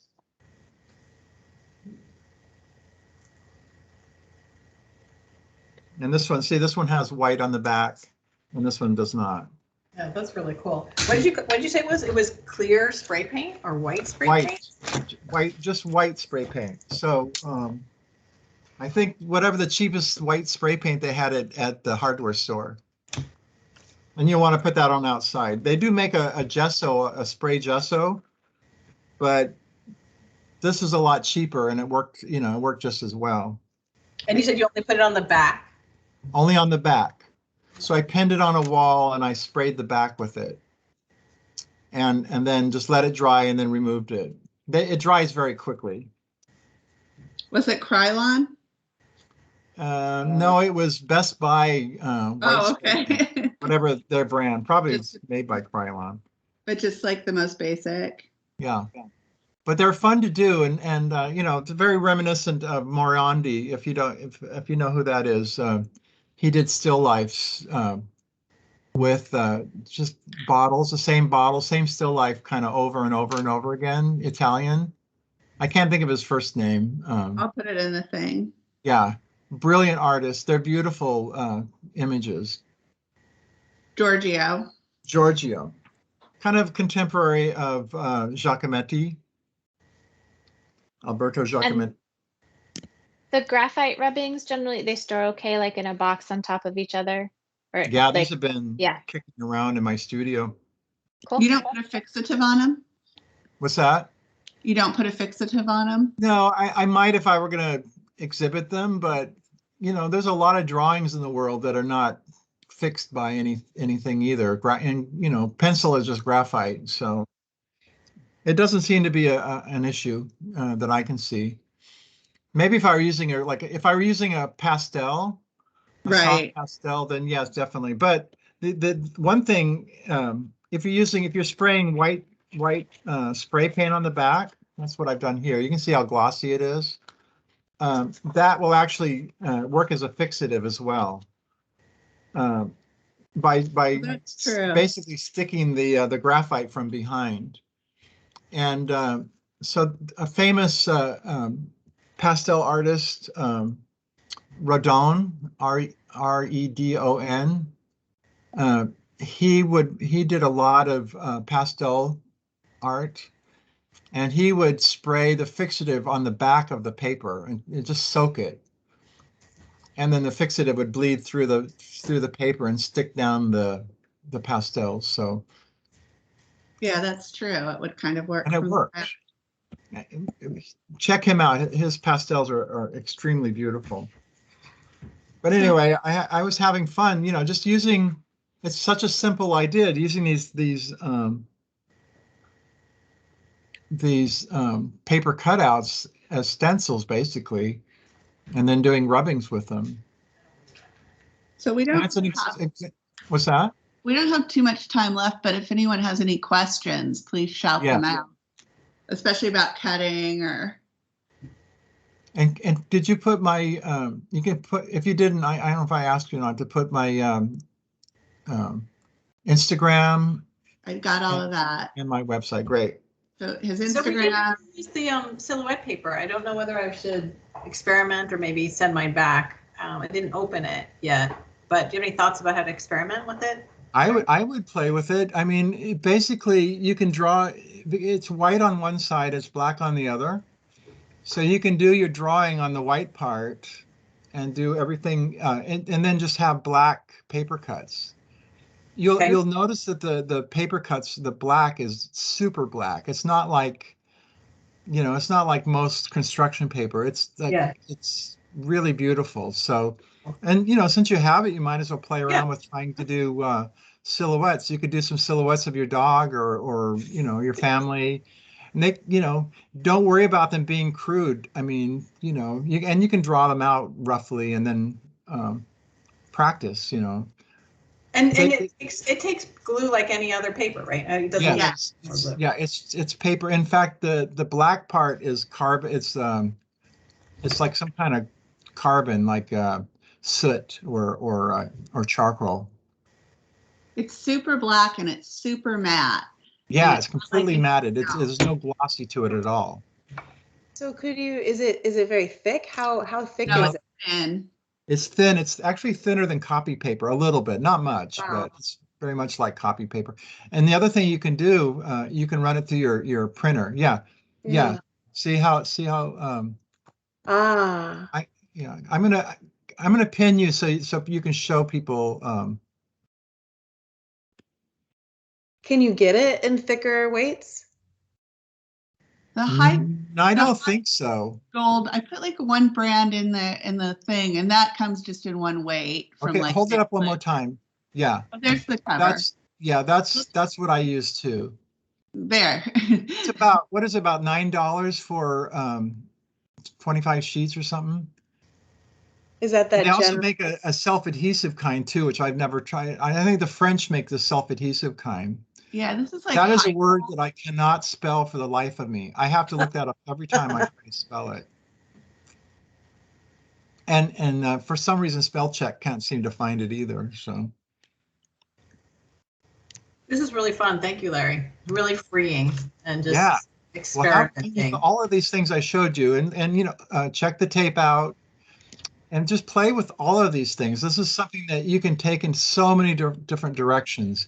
You could even cut images out of magazines, like cut out a figure and then do a rubbing of that, and then, use it in collage, and multiply it, like, so you could do like 10 rubbing images of the same person, and then one image that would be collaged with with the actual image, and I mean, I just like close my eye and I can see all kinds of things to do with it. So Karen just suggested that if anyone has Instagram accounts, put it in the chat if you feel comfortable, and we can follow each other. I put Larry's Instagram information in earlier. And then the other thing I wanted to say about the silhouette paper is I like drawing on the black side with pencil, like graphite, because it shows up kind of. It's like it'll be smooth and shiny. And so you can do your like silhouette or whatever, but you can go in and draw on it too. Yeah. And it's like just two different blacks together, and it looks really cool. So.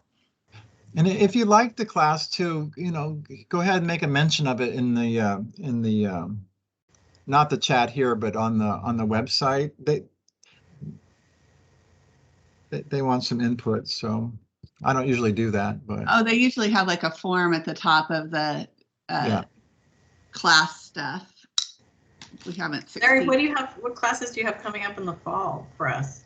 There's going to be some live classes at Pratt in October, and then there'll be these kind of classes. There's photography and collage that's coming up. Oh, wow. Here. August 17th, I think. Something like that. It's a one-day one again. It's a one-day. To college. Oh, look at that. Did you just do that? That's amazing. Oh man, I love that. I love them. Oh. They are so sweet together. Karen, that's a great example of using the white and the black. So see on the back it's white, and you can draw that out. Isn't that beautiful? I love it. Black it is. Oh, look at your cutout. You got it. Look at the Heritage Museum that's in the old brick building. Oh, you're muted. Oh. Wow. Busy. Oh, they're so great. So excited. They came out really great. You're muted. You're muted there. Okay. There you are. Oh, yes, I need the glue stick. Yeah.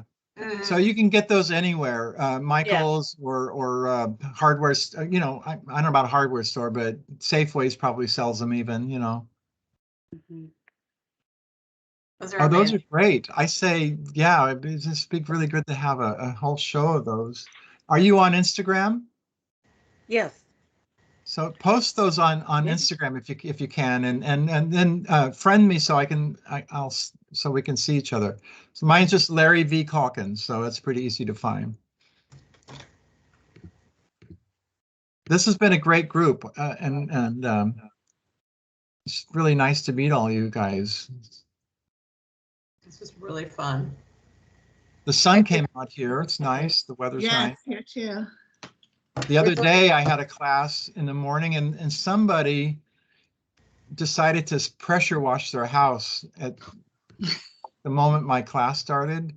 They're always like, our neighbors cannot stand silence. They're always like making a lot of noise. Okay, what do you see? What do people, here's my Rorschach test. What do people see in this? Hang on, I have to pin you because right now you're tiny.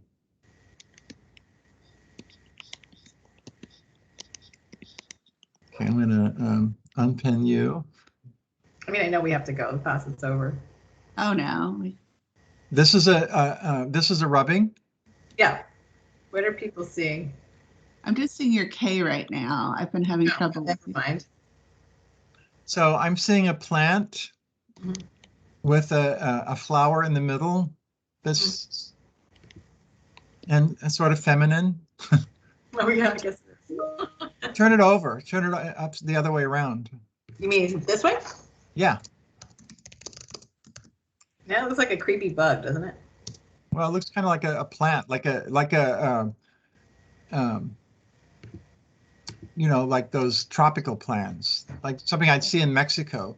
Yeah. And then if it was in Mexico, it would have really nasty thorns on it. It came from this, but I couldn't figure out how to end the taproot. So the taproot got narrow when it should have gotten bigger. Anyway, Right. Fun. It's cool, I'm though. do it again. So imagine doing that like several times and putting those all together with different colors and you know, and playing around with putting them in a circle, for an example, you know, and so they would all, that the roots would be facing out, or I don't know. I mean, just so many possibilities. Karen, I saw if like a bird landed on my nose and was staring me in the face, I would see like their beak and then their initial eyes. So maybe there's an animal take there too.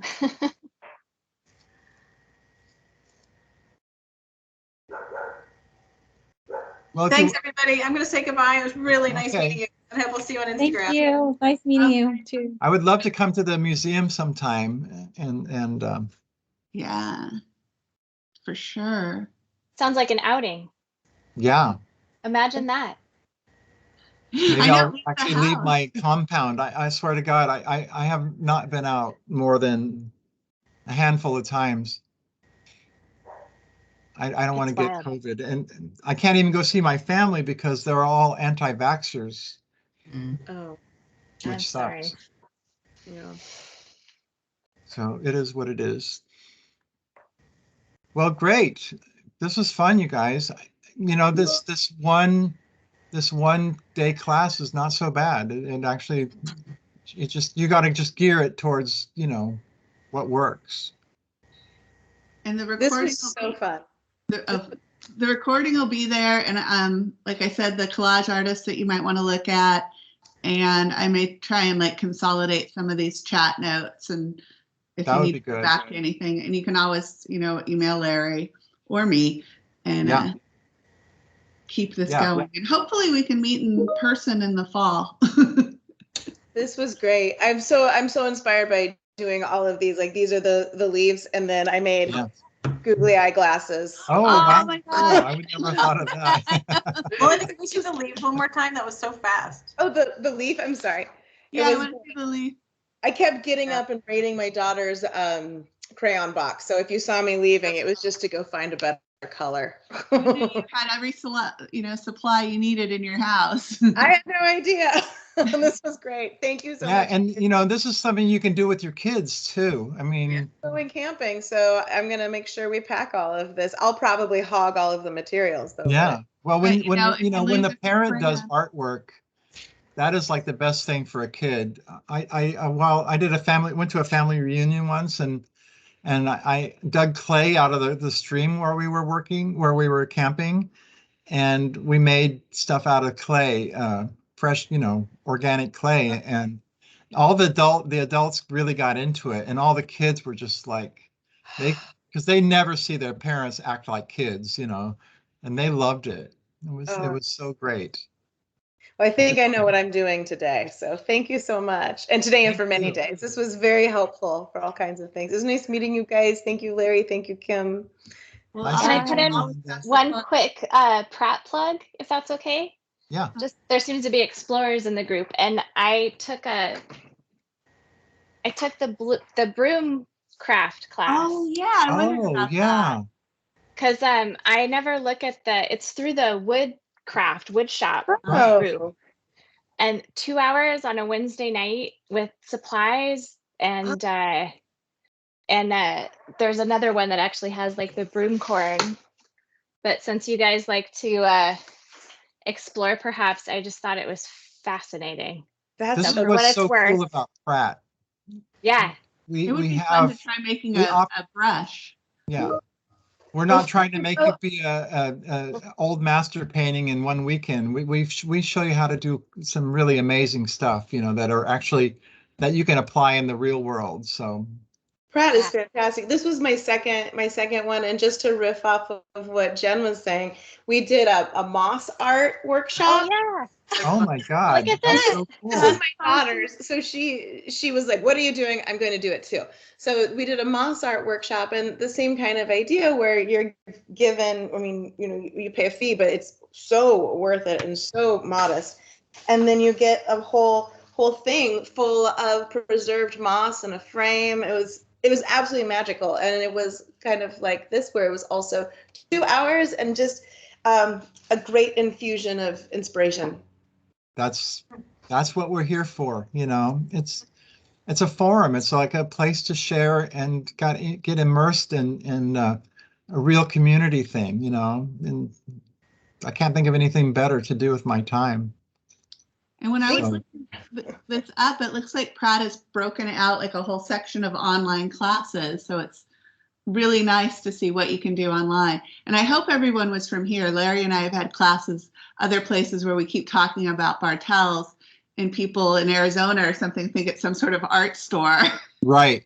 Yeah. Yeah. Especially with Windsor, a lot of our students are on the East Coast, and it's interesting that we don't get it so much from Pratt or Kirkland Art Center, but a little bit. A lot of the other places, there are no boundaries. but Bartels is a rich and a fertile ground for materials, really. Yeah, Bartels or Hardwood Lowe's or Home Depot. Yeah, Michael's. I'm a big Michael's fan. I never go to the Daniel Smith or Dick Blick, the fancy art supply stores. I also get good ideas when I go to like Michael's, because they have all these odd craft kind of things there. Ross right now has a bunch of about roughly 8 by 10 odd size canvases, and you get maybe a dozen for, I think, like under $10, already stretched on a frame. Yeah, nice. I got one of my favorite sketchbooks there, and I mean, it already had some work in it, but it was fine. I just kept going. That's awesome. It's a collaboration. Yeah. Well, thank you again. Bye, everybody. Thanks again. Everybody, thanks, Larry. Bye. Bye, Kim. I'll talk to you soon, very soon. Yes, this helped me through my jet lag.